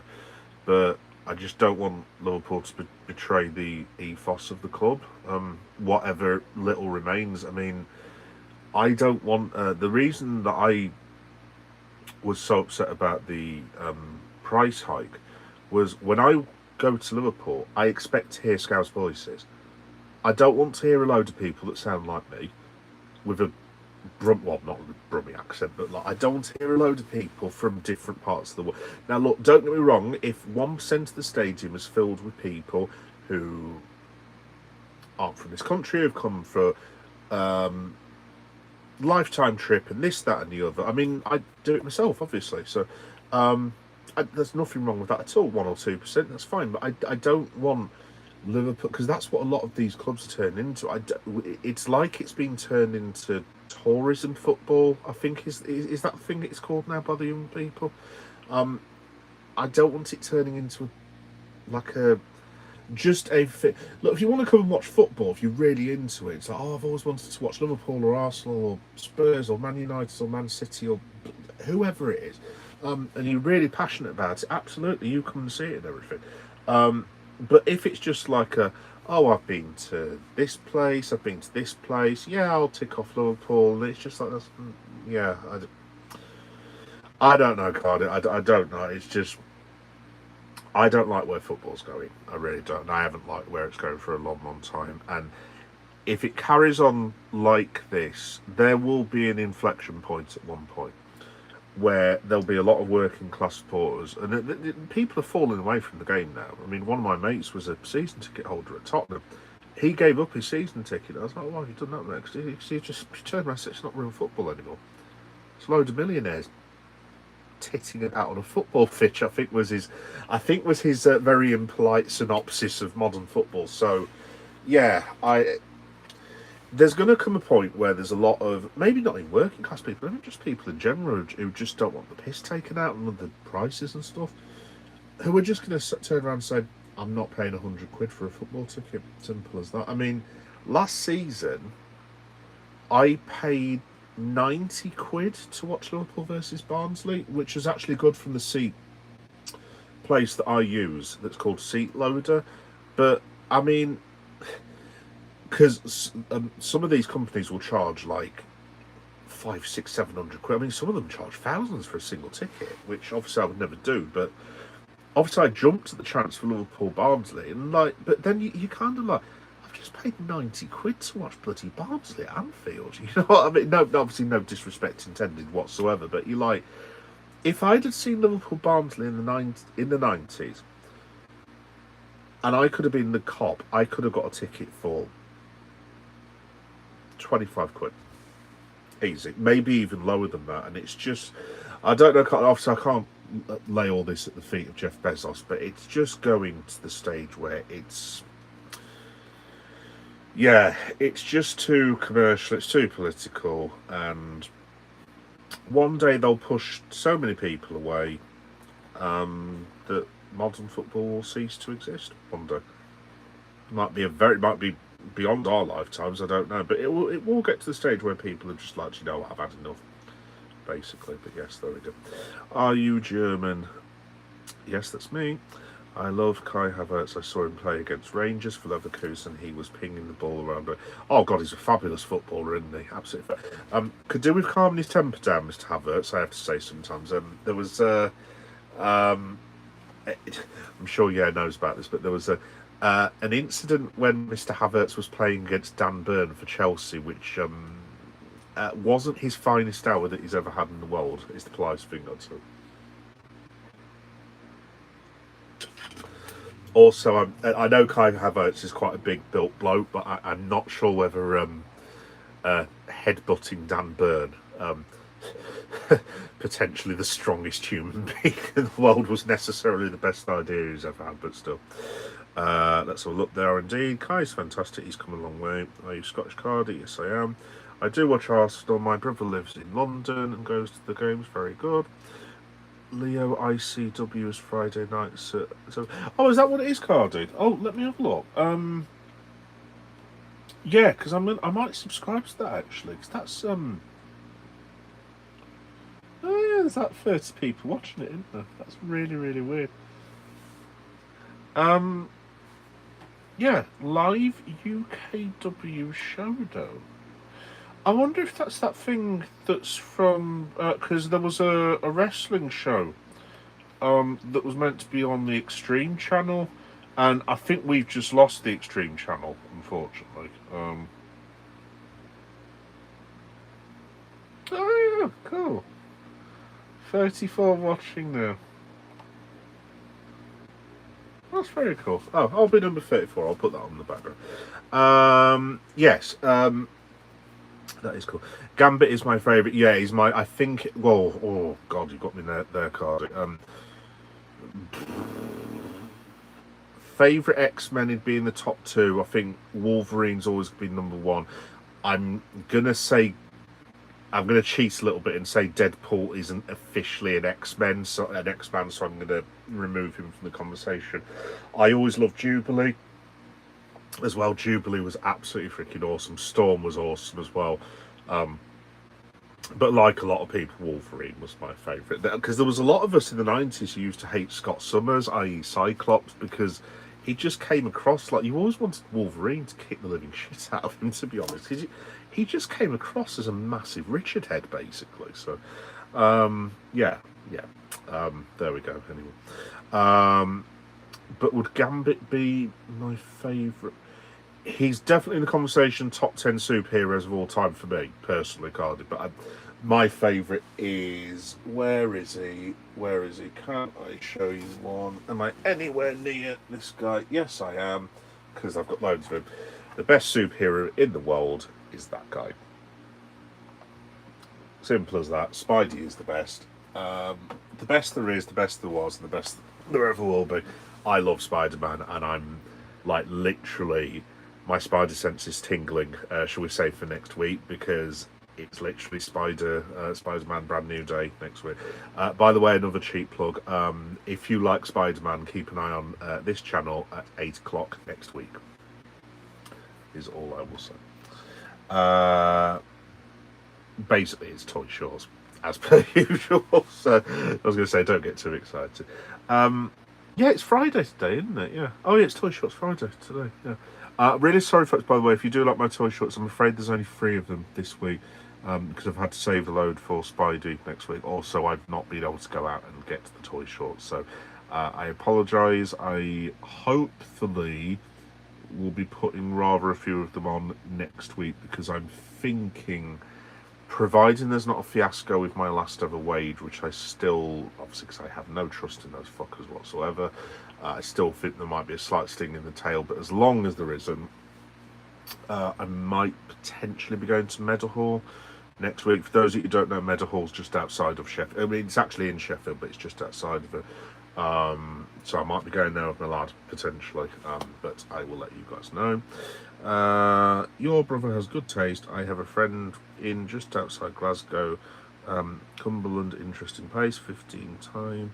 Cumberland is Scotland's Chernobyl. Jesus Christ. I'm glad you two are having fun. I'm not going to get involved in that particular discussion. Thank you, guys. People mentioning Chernobyl was like, I'm not touching that with a bar pro. Like, subscribe. Oh, thank you very much, yeah. If you'll just indulge me, guys, because I've managed to catch up with the comments after waffling on for ages. My God, I've been on for an hour and a half now. What's going on? Just quickly, folks, in other news, well, it's not other news, it's just random shit that I've heard from Liverpool this week. So I've talked about Klopp and Bezos. Like I said, Bezos can go forth and multiply, as we used to say many years ago in the UK. Ahmed Narlo has left Liverpool Football Club today on loan. Hopefully, he doesn't get himself sent off for HJK Helsinki. That is where Ahmed Narlo's gone. Good luck to the lad. I mean, he's only young. I'm sure he can still have a very good career despite his uh, accidental interest in being sent off every single time he goes to Liverpool. But no, it's one of those random things, isn't it? No. Good luck to the young man. I hope it goes well for him.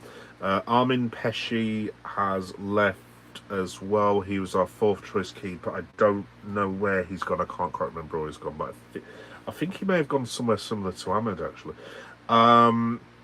We were linked with a French player. I'm now that tired I can't even be asked telling you who it was, but there was a whole raft of things of, oh, Liverpool are in for this guy who's in the French national squad, and oh, that sounds good. And again, it's just gone completely quiet. Which brings me on to another point in a second. Like I said, Steffi Pacetic is back. At least training, not actually in contention for starting lineup, but at least he is now back. So best of luck to him. There's still all this nonsense with Richard Hughes. Is he going to stay at Liverpool? Is he not going to stay at Liverpool? Frankly, I do not care. He's a sporting director. He's not a centre forward. You guys know what I think about modern football. Sporting director, seriously. Oh, look, that Leo Messi's a really good player. I'd like to sign him. Oh, he's clever. Let's give him 40 grand a month for his insightful opinion. It's like the easiest job in the world. Honestly, if someone gave me that, I don't want to be rude. I'm sure there is more into it, obviously with negotiations and stuff. But the act of looking at a player as a sporting director. Oh, look, last year, Florian Wirtz, he's quite good. We should sign him. Yes, we should. I could have told you that Florian Wirtz is a good guy. Anyway, look, I'm not going to get into that with modern football fans. I'm sure there will be people that say, Leon, they do a lot more. Look, Richard Hughes is there to get the player in, and then John Henry is there to sign the checks. Simple as that. The players do the work on the football field. I do not give a toss who Liverpool sporting director is at all, quite honestly. I know it's important in modern football, blah, blah, blah, blah, blah. But it's like these people who now celebrate, like for a shoot as well. There are people who, will have full parties and stuff because they've got the best sporting director in the world, and it's just like, seriously, what are we doing? It's just so stupid. What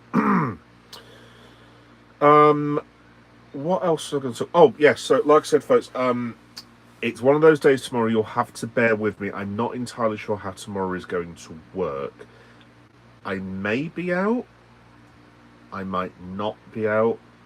I might be at one birthday and not another birthday. I may have to run from one birthday party in Leeds to another birthday party in Leeds. I've got to be honest, after the week I've just had and my lack of funds, I can't be asked to do any of that, to be quite honest. But yeah, anyway, long story short, I might be out in Leeds tomorrow. Not having orange juice, sorry to say. But I've scheduled myself to do a watch-along. Not a watch-along, but like a half watch-along, because Liverpool are playing Sunderland tomorrow. Now, how does one put this politely?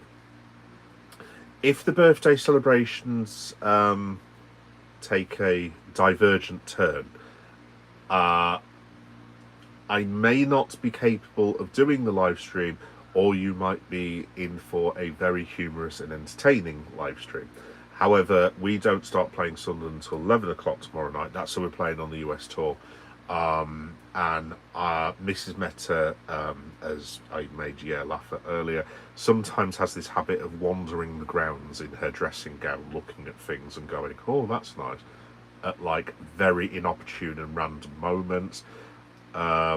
So yeah, basically, I can only guarantee everyone in this house is asleep at midnight. So that's my long way of saying I might do a watch along during the second half of Liverpool versus Sunderland.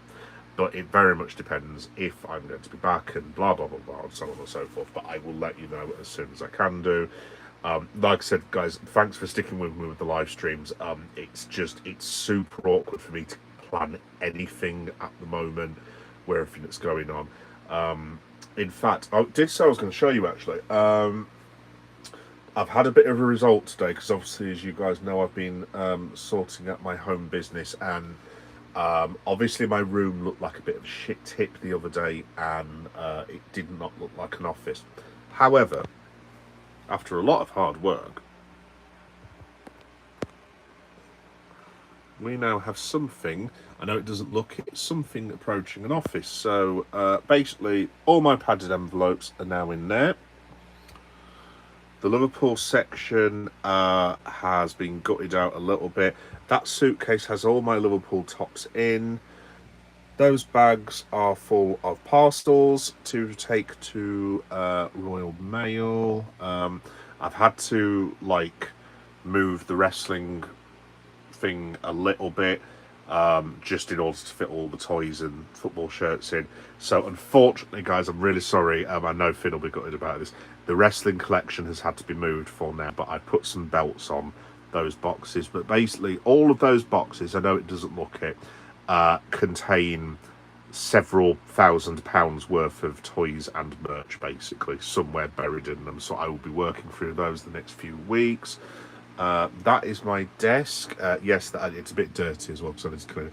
But yes, that is my work desk, by the way. How cool is that? Check that out. And yes, they are covered with horror movie and Star Wars coasters. And yes, that is a Sentinel. But yes, that is my office desk now. That's not work. Those are all my new things that I'm desperately trying to get through. That's my Rowdy Roddy Piper book. Oh yeah, there we go. Scream 7 I've got to watch. Weapons. 28 years later, Bone Temple, which I excitedly got and still have not seen it. Also Chainsaw Man, and also, God bless his soul, Alan Rickman, that I was reading about a year and a half ago and still haven't finished. These toys here, remember how I was saying that I was gutted that I was having to get rid of quite a lot of them.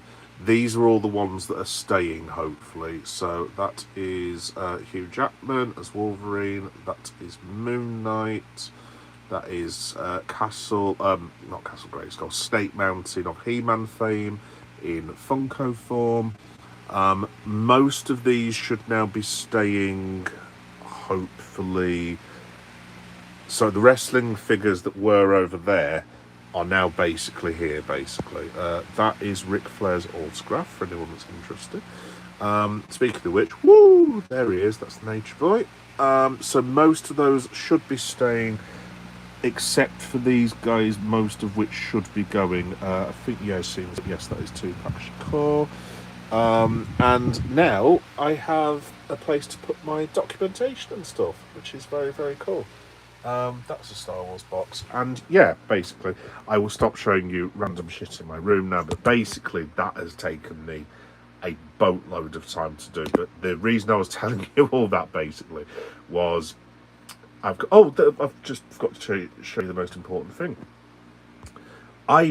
Check this out, I actually made this earlier. That is my workstation.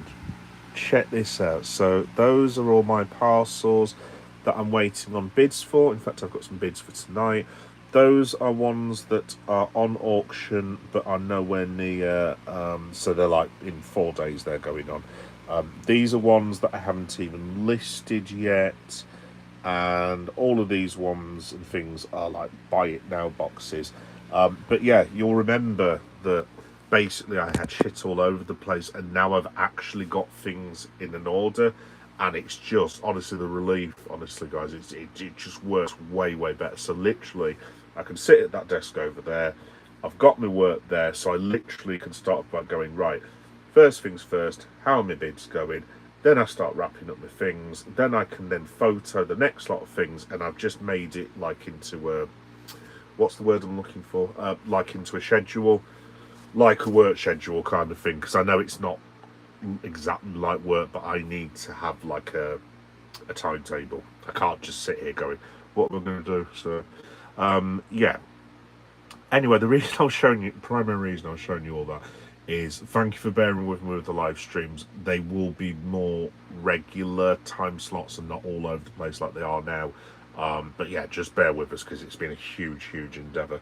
The last thing that I wanted to talk about with the Mighty Reds, whilst I've still got 30% battery, which is very good for me, is as Cardew was bringing up, or it might have been, yeah, I forget who, that was one thing that I was going to bring up, the lack of signings. Now, at first, I've got to be honest, after we signed Victor Munoz, who is currently on holiday and who is a world champion because Spain kicked the living shit out of Argentina the other day, in case you didn't know.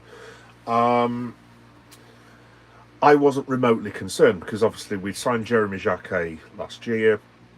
So, I mean, technically we've got two through the door, strictly speaking. Then, obviously, we've got news that Harvey Elliott looks like he's coming back. Kostas Tsimikas is also back. So, I mean, strictly speaking, we've let Ibu go, Mo go, and obviously Kanate go. But we've, in effect, we've got like 4 or 5 that have come back.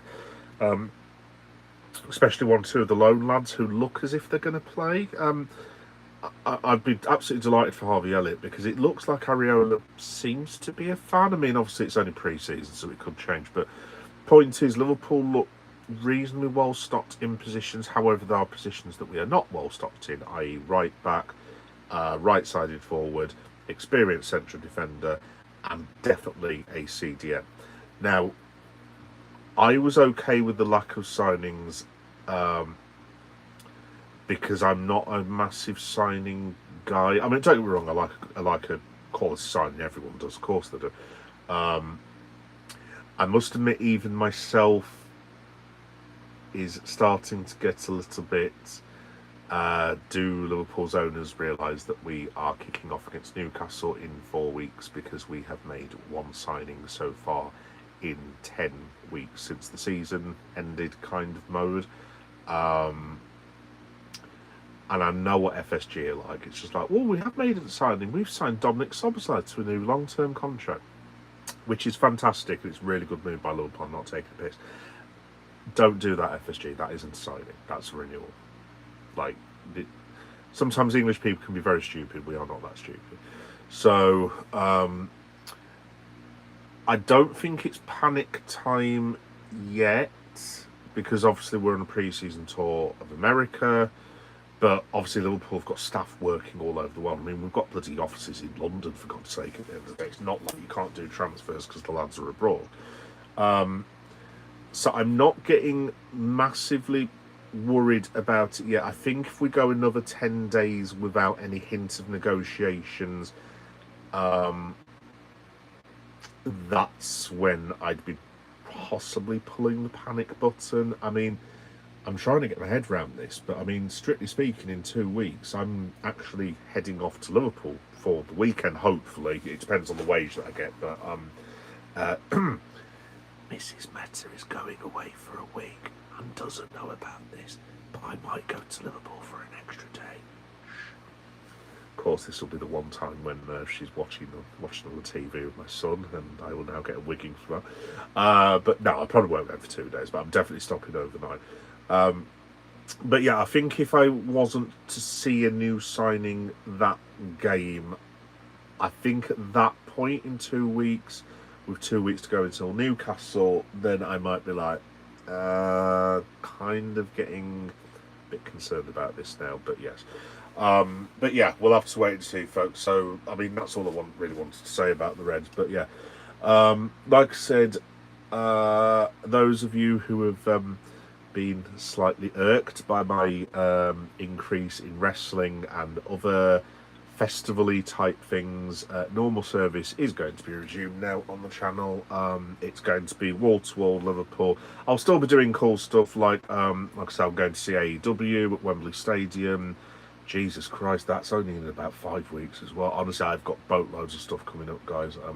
In fact, I'll do the sales pitch. Got Hyde Park Unity coming up, which is Leeds Festival. which I'm going to do a live stream from. Going to see Liverpool versus Monaco, as I've said. Going to see AEW at Wembley Stadium. I think I'm going to an anime manga toy convention in Leeds, potentially. I'm not too sure. Obviously, SummerSlam's coming up next weekend. I'm hoping to do full live coverage of that if the family have gone by that day. So work may have to be put on hold for the weekend so I can watch 2 days of SummerSlam. And yeah, there's loads and loads of stuff coming up in the channel. But yeah, like I said, just bear with me while you can do. Swig of water. But yeah, folks, that was pretty much it for tonight, to be honest. So thanks, everyone, for stopping with me for bloody hell, nearly 2 hours, crikey. You guys got nothing better to do? No, mate. Let's have a look. Have a great night, all. The cinema is calling. Oh, bye. Yeah, sorry if I've missed you, but yeah, thanks for hanging out. Yeah, as per usual, you were an absolute star and a good friend. Thank you. You can let me know tomorrow what cinema. What film you are watching. Hopefully it's Evil Dead Burn. Do you know what, actually, just to finish this off, so at the moment this is a bit of a random story to end with, but because I don't get paid my last wage until next week, I'm desperately trying to hold on to my eBay funds, because obviously I'm trying to make sure that we've got enough money to, well, buy food and things, unpractical things like that. So I'm trying not to spend any money. Which makes it very annoying when you get 2 separate messages from people saying they're having birthday parties in the same city. It's just like, you are spending my toy money here. But I am so tempted to go and watch Evil Dead Burn. Literally, Evil Dead Burn came out about 10 days ago. And as one or two of you know, I am a massive Evil Dead fan. I mean, again, I won't get a toy, but I've literally got 4 or 5 figures on that wall just behind me. Yeah, and I really want to go to see Evil Dead, basically. There was no further point to that. I just want to go to see Evil Dead because, yeah, I'm a massive Deadite fan. So, last message. Cardi. They built a shopping centre in Cumberland that looks like it. Yeah. Scotland refers to it as Chernobyl. Wow. Well, as long as it's the Scots, then, Cardi, that's absolutely fine. I am not going to insult the people of Scotland by calling it anything else. But yes, if I'm ever in that area, I will go and check it out. I'll be quite happy to do so as well. Right, folks, speaking of sales pitch, just before I go, while I've got a couple of people's attention, what I was saying about my schedule. Actually, tomorrow, guys, as well, I've done some, so it's not toy shorts and stuff tomorrow, but I've actually done some shorts of, hopefully Finn will be happy with this, because me and him were discussing it the other day. I've done my predictions for SummerSlam, so I'm going to put them on, well, they are on already tomorrow. I just need to put the women's match on. It's all the matches they've announced so far, basically, so obviously I'll do some more predictions if any are announced on SmackDown tonight. Before anyone asks, no, I will not be watching SmackDown. I will be passed out in a bucket of wine, hopefully. Fingers crossed, but no. No, I'll watch SmackDown tomorrow with my lad. Also, it's San Diego Comic-Con tonight, so I don't know if I'll even be... Who knows if I'll watch SmackDown. Also, I've got these birthday parties that I've just made you aware of. So, in terms of the next week, shall we say, because I have not adjusted my schedule, but it should read something like this. So tomorrow I'm hoping to do the Liverpool live stream for Liverpool versus Sunderland, fingers crossed. Sunday I will not be doing anything because my family have kidnapped me to go and watch the Odyssey, and then I'm spending a further 9 hours with them at my mother's house tomorrow, allegedly. So yes, there will be no content of any kind on Sunday. AEW Redemption is also on Sunday. There will be no content for that because it's on at 2 o'clock in the morning, and my son wakes up at 7:30, and his mom goes to work, and he's on half term. So I will be doing a live stream for AEW Redemption on the Monday. Possibly, I've got it listed at 9:30, but I may do it in the afternoon potentially. I'm not too sure yet. Tuesday will be Monday Night Raw. Wednesday I'll probably do. In fact, I tell you what, let me change Wednesday while I'm thinking about it, because I might do a SummerSlam preview on Wednesday, or possibly the Tuesday actually, because that's my one day that I get away from the family. God, that sounds really awful. Wednesday will be AEW Dynamite and the wrestling show. Let me just add that up. So the wrestling show may become SummerSlam, guys. The preview, I'm not too sure yet. See, this is the problem with having one of these channels that's where you've got multiple things that you do. Sometimes things just run into each other. And then Friday will still be Liverpool Friday. So by that point, we would have played Sunderland, Wrexham. I think we might have played Leeds by that point.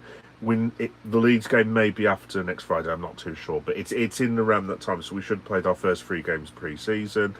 And then next weekend is SummerSlam. And like I said, this might work out very, very well for me because the next week, how's this for a week?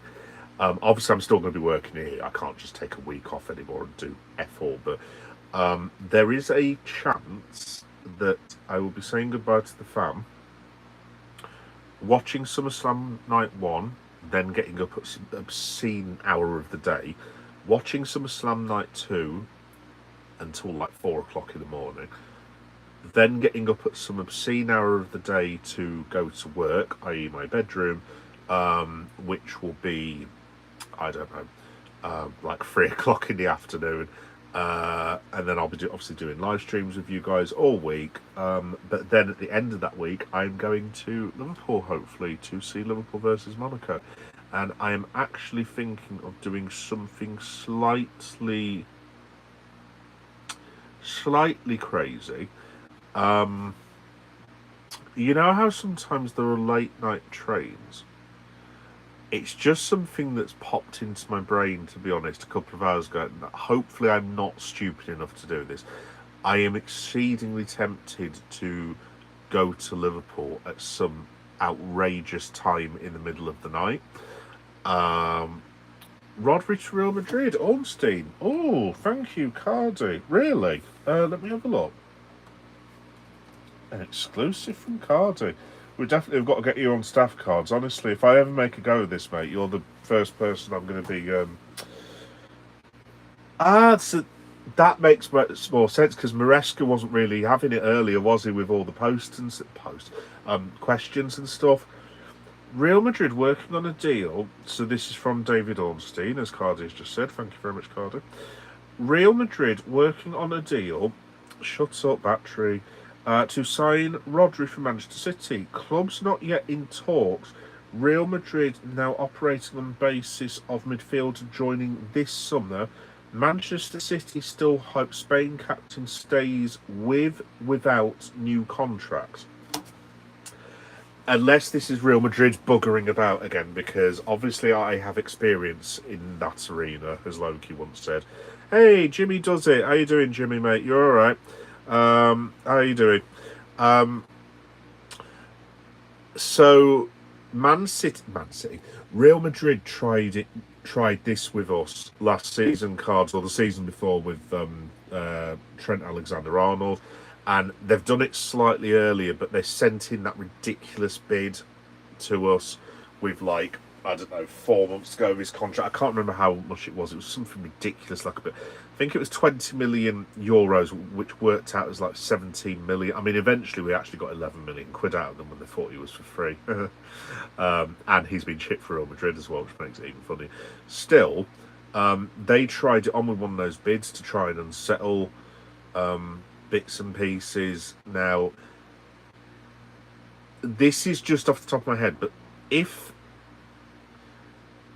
Real Madrid were... It's slightly different from Trent's position because they can have another year of Rodri, but if Real Madrid were to... I mean, you've got to think Rodri's like 29, 30 years old now as well. I mean, look, he's still going to be a fantastic player for at least 4 or 5 years. However, if you went to Man City and the nerds at Manchester City and said, tell you what, there's 45 million last year of his contract, plus you've now not got his wages on the books, I don't think Manchester City will bulk at 20 million, because 20 million quid to Man City is basically like a pound falling out of the wallet. If you put between 45 and 60 in front of them, even with how rich Manchester City's owners are, I bet they might sit there and go, do you know what? I know we're very, very rich, but that is a shit ton of money, actually. The only thing I'd say from Man City's point of view, Cardi, though, is that severely weakens them. Now, obviously, I know Rodri. Look, he had an okay season last season, but obviously he had the massive injury and it took him time to come back. And this, that, and the other. But I thought he was pretty decent at the World Cup. Looks like he's getting back to his best. I mean, you've got to think City have already lost, like, what, Bernardo Silva and Rodri going in the same summer. Maresca comes in instead of Pep. Look, I'm sure Man City will end up being Man City. They always are, unfortunately. But, like, I mean, obviously, losing Pep, Bernardo Silva and Rodri, I mean, those are three of their pillars of the last God knows how many years. But, yeah, it's very, very interesting, mate. Anyway, thank you for throwing that one in. If you hit it big time, you can pay me in G1 Transformers figures. Well, Cardi, when I can go... Well, like I said, Cards, if you do look at my business on another channel and not this one, because, as I said, I cannot be promoting businesses on here and this, that, and the other. That's why I talk about it generally. However, there are other places that I can post about my business, like Blue Sky and Threads and this, that, and the other. There's no Transformers at the moment. There may be around the time the big fat bloke in the red suit starts jumping down people's chimneys. Put it that way. But yes. No, Cardio, I love G1 Transformers as well, man. To be honest, I'd probably... it's very... No, to be honest, it's very unlikely I'll give away any of my G1s. I absolutely love them. I've got... just trying to look. I'm having a look in the box, actually, because they're kind of buried. I've got Scourge, Prime, Hot Rod, Cyclonus, because I've got a lot of the G1s I've got are like the ones from the 86 movie, obviously. Oh, if you get a chance to look at that card, they've done the Apology concert for Transformers for the 86 film, which is still one of my favourite films of all time. They did like a full concert with like the bands that did like You Got the Touch, You Got the Power and all that. I need to find the footage of that because that's just awesome. Also, did you know they are re-releasing it in cinemas apparently this year at some point? In fact, that has just reminded me. Because I will forget otherwise. Transformers 1986 in cinema. I'm guessing we'll get some news about that because they've just done a full Transformers panel. Oh, here we go, Card. If you want to put this in your diary, mate, if you do like your G1s, Transformers the movie is it's returning to the big screen in a brand new 4K remaster. That doesn't mean anything to me. I'm guessing that's young people for good. Hasbro is bringing the film back to theatres starting on September the 17th through to September the 21st, 2000. Right. I'm going to make a note. Me, my mum and brother need to discuss that as a matter of some urgency. Because obviously we all love that film. I'm sure my mum won't really like me putting her on blast, but my mum actually cried when Optimus died.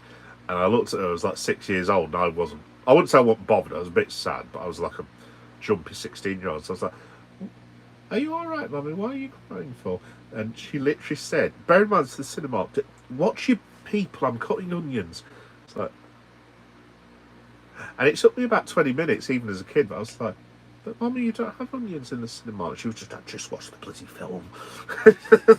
So, yes, it brings back wonderful memories of seeing that in the Curzon Theatre in Eastbourne. That's where I used to live back in the day, folks, which is why you hear a bit of Southern occasionally. Yes, I was a resident of Eastbourne. That's another thing of my past. Between 1986, funnily enough, till when did we leave? 1990, I think it was. I think we came to Derby just before the Italia World Cup. Sorry, Italia World Cup. Sorry, Italia 90. That's when we came to Derby. So yes, we did in fact. You did hear that correctly for anyone listening. We did in fact leave Eastbourne to go to Derby. How can I put this politely? If I had been in charge of the family finances and moving house, it would not have been a decision I necessarily would have made, without wishing to be rude to my dear departed father. But my dad was a clever bloke, and he was very, very good with finances, and he was a chartered accountant and a very, very brilliant man. That wasn't necessarily in the top 10 of his wonderful ideas, put it that way.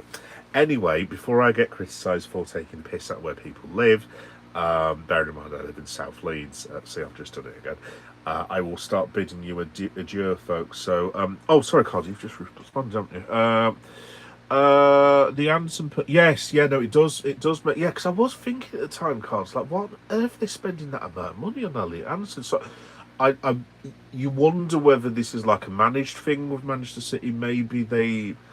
Maybe for example, they get 60 million for Rodri, and then they can say, well, the 120 for Elliot Anderson is in fact only, I don't know, 60 million, and now we've got not an upgrade, but we've got a age upgrade of like what, 8 years, and this Anderson guy is going to be our CDM for like the next 6 or 7 years or something like that. But yes, maybe that's the case.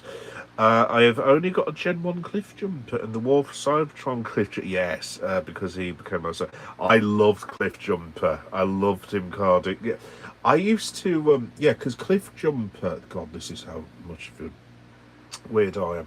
The original Transformers that came out in, I forget what it was, 84, 83, whatever it was, as in the animated TV series. Cliff Jumper was in the very first episode, so he was, I think it was him and Hound were knocking around together, and I can't remember because it was so long ago. But when they were on Cybertron, obviously they had different ways of transforming that weren't human transforming. So they didn't turn into cars and aeroplanes, but they had that, like the Air Force jets that we had that were Starscream, Ramjet, and Frost and Thundercracker. Thundercracker was one of mine, by the way. I love Thundercracker. The design was absolutely sick. The way that they had them didn't look like human vehicles and transportation, basically. And then obviously the Ark crashes into, God, I even know the name of the mountain. I think it's Mount St. Hilary that it crashed into. Jesus Christ. And then I think it was something ridiculous, like 4 million years later or something, they just happened to all wake up because a bit of rubble made, what was it, Teletran 2 work or something like that? And then it did a thing of Starscream and made him come to life. Anyway, long story short, Cliff Jumper, I believe, was in that initial episode. And then he was meant to be like the spiritual thing of Bumblebee. But Bumblebee was always the one that got the press and everything. And I really, really love Cliff Jumper. I thought he was brilliant. Anyway, I have completely just made myself look like an absolute nerd remembering that. But yeah, Transformers, the 1986 movie. I still have the original video just over there. You guys can't see it. In fact, I'll tell you what, just to end it, I will find you my original video. In fact, Cardi, you might like this because I have the poster as well. Just bear with me 1 second. Poster is a little bit wrecked. But yeah, my dad, God rest his soul, bought me for Christmas this. So that is the original Transformers, the movie that came out. I think it was Christmas '86, and you can see for the images as well. So they've got all the images of like when the Decepticons were attacking Autobot City and stuff. Like I said, I still love it to this day. I've got a t-shirt of this, as you guys may know, so I've got that image. And I have this. Now, I'm really sorry because this is absolutely wrecked. I had this poster. I've had this literally for 40 years, and my mum and dad got it for me. God alone knows how my mum got it. It might have been one of those free ones, but yeah, if you look at the state of it, God, I really wish I'd taken better care of this, because I would probably be quite a rich man now. In fact, I'm going to put it just here actually so I can see it. Yeah, because I don't have to see a load of parcels that way. Cool. In fact, see what, I'll put Transformers there. There we go. Do you know what, actually, that's quite random. That actually looks quite decent. But yeah, Cardi, I remember seeing it. It was yeah, it was so good. And then when you had Ultra Magnus, and I was more gutted when Ultra Magnus died actually, more than Prime, funnily enough, because I took an instant liking. I don't know why, to Ultra Magnus, and then Galvatron kills him, and then the Junkions managed to put him back together with a bit of bloody DW40 and some like bloody soap or something like that. It was just, yeah, it was very, very cool. I remember reading Cliff Jumper had a cameo in the Bumblebee film that come out and waited the entire movie for a 10-second scene of him being killed by Thundercry. I remember that, card, yes, and I was like you, I was most disappointed. It was ridiculous. It's like, why have you done? It was like it came across as quite a deliberate FU to like the fan base, because everyone was like, "Oh, Cliff Jump's going to be in, yeah, it'll be like a buddy team." But it's like, yeah, there you go.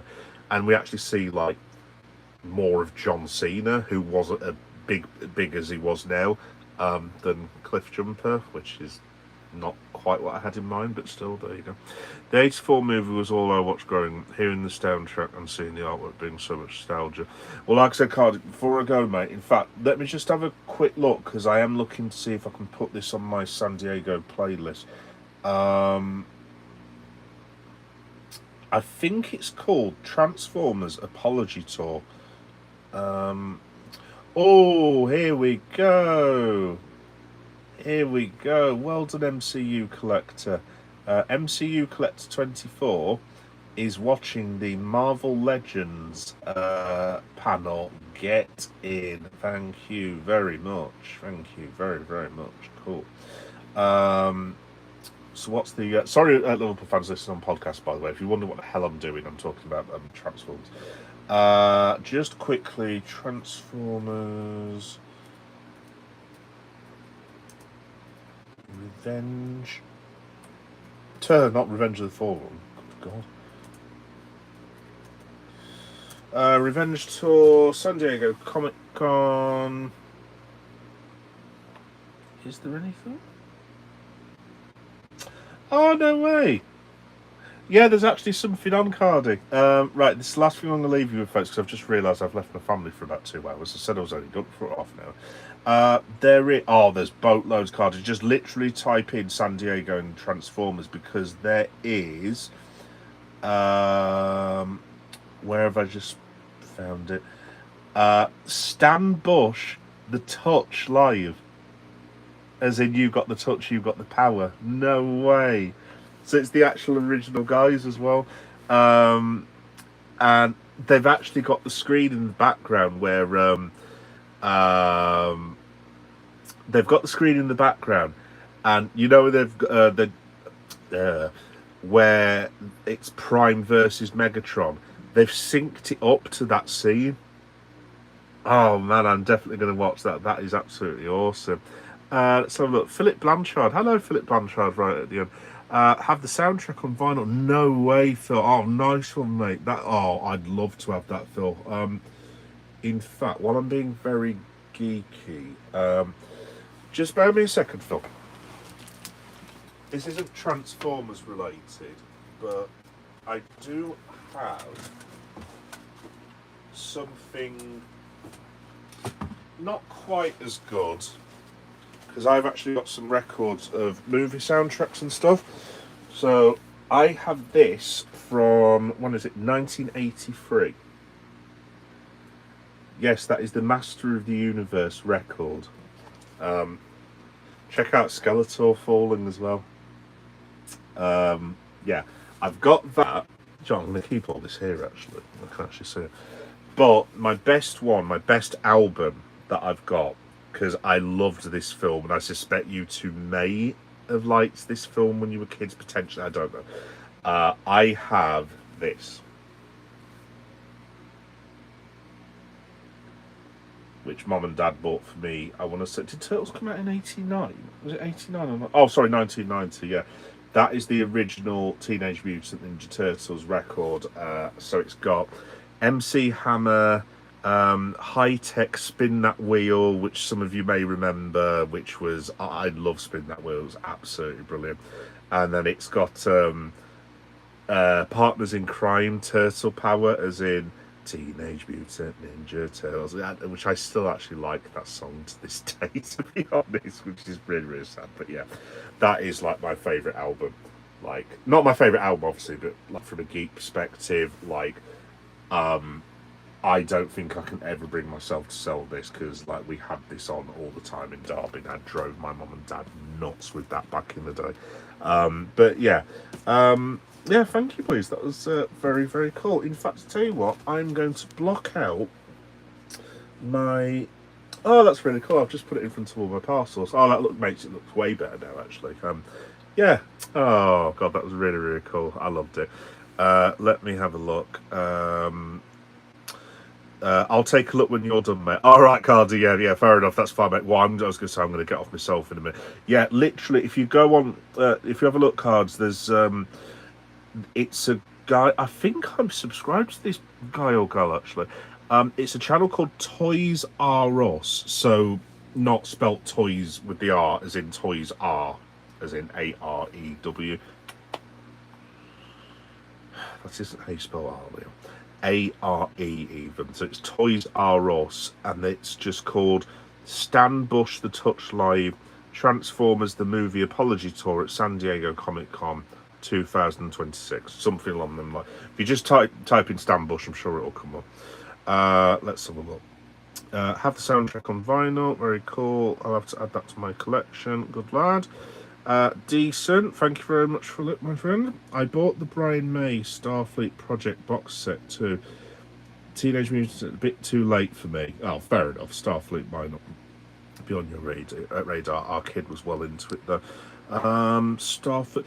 I think we had it a little bit in my house for a little bit. I think it was. I think my sort of geeky fandom might have been after that. I was very much in that. I was very much in that sort of 2-year, 3-year span of like Transformers, Thundercats, He-Man, Visionaries. What else did I used to watch? Brave Star. Random things like Super Ted, Ulysses. That was my sort of era, basically. So yeah, anything before that or after that. I mean, I still carried on watching cartoons and stuff, obviously, into the 90s. I mean, one of my favourite evers was X-Men when it came out in 1992. Like, not the 97 one now, obviously, but the X-Men 1992 series was just absolute. It was just brilliant. Absolutely brilliant. And to be fair, the 97 one's been really good as well. Me and my son watch it, which is, it's really weird watching that with, like, your 12-year-old son, when 30 odd years ago you were literally sat there having a bacon sandwich with your old man watching bloody X-Men in 1992, and you're like, I was just sat here with my old fella about 30 years ago, like, what is going on, seriously? Let's have a look. My favourite scene from the 84 film was Galvatron confronting King Starscream. You see, my lad at the time had not told me, Card. The first time I showed my son, I think he was about 5 or something, I warned him, like, right, now you're going to have to hold Daddy's hand because it's a bit scary in place. And even then he was like, Dad, I'm 5. I was like, oh, right, I don't know. But he'd actually chosen Starscream as his favourite. It's like, I really like this one, Daddy. I hope it's in for the whole film. And I'm like, oh, for the love of Christ, you've got to be kidding me. And then he was like, because I tried to sort of fast forward my way through it. And he was like, Dad, what are those bits coming off Starscream? It's like, oh. It's like, he's not dead, is he? It's like, he does come back in the Ghost of Starscream, which was one of the crappy Transformers episodes that they made after the Chi ones. By the way, folks, if you've never seen it, it's one of my last things. The Transformers franchise, that some of you may know this, some of you may not, took a significant downturn in terms of quality after the movie. The original Transformers G1 series in the 80s was awesome, and what that shit was after the movie. I mean, don't get me wrong, some of the episodes are alright. I mean, I remember the one where Optimus came back the second time, that was really well made and stuff, but like there would be random things in it, like I don't know if the animators were all like out on the bloody ale or drinking cans of Skull in between bloody animation things, but there was stupid bits. Like, I'm trying to think of like one episode they would do Superion, right? And he'd be like as big as a bloody planet, basically. But the very next week you would watch it, and then Superion was the size of Thundercracker. It was stupid stuff like that, and it's like, what are you doing? This is like really. Or they'd do like, I don't know, Optimus Prime's mouth, and his mouth would go into his face like that, and you're like, what was going on in that animation? I mean, it was in the 80s, so I suspect I can probably guess what may have been going on in the animator's room. But yes, I will not embarrass them. But yeah, it was pretty shit, to be honest. Let's have a look. Favourite line was from Megatron. Oh, let me try and do this. No, such heroic nonsense. Dun, dun. Yeah, I love that scene. The bit where sorry guys, I'm gonna have to head off and it makes my batteries run out. But the bit with where Prowl gets shot and he's got all this like orange smoke coming out of his mouth, and it's like, what is going on there? It was just so good.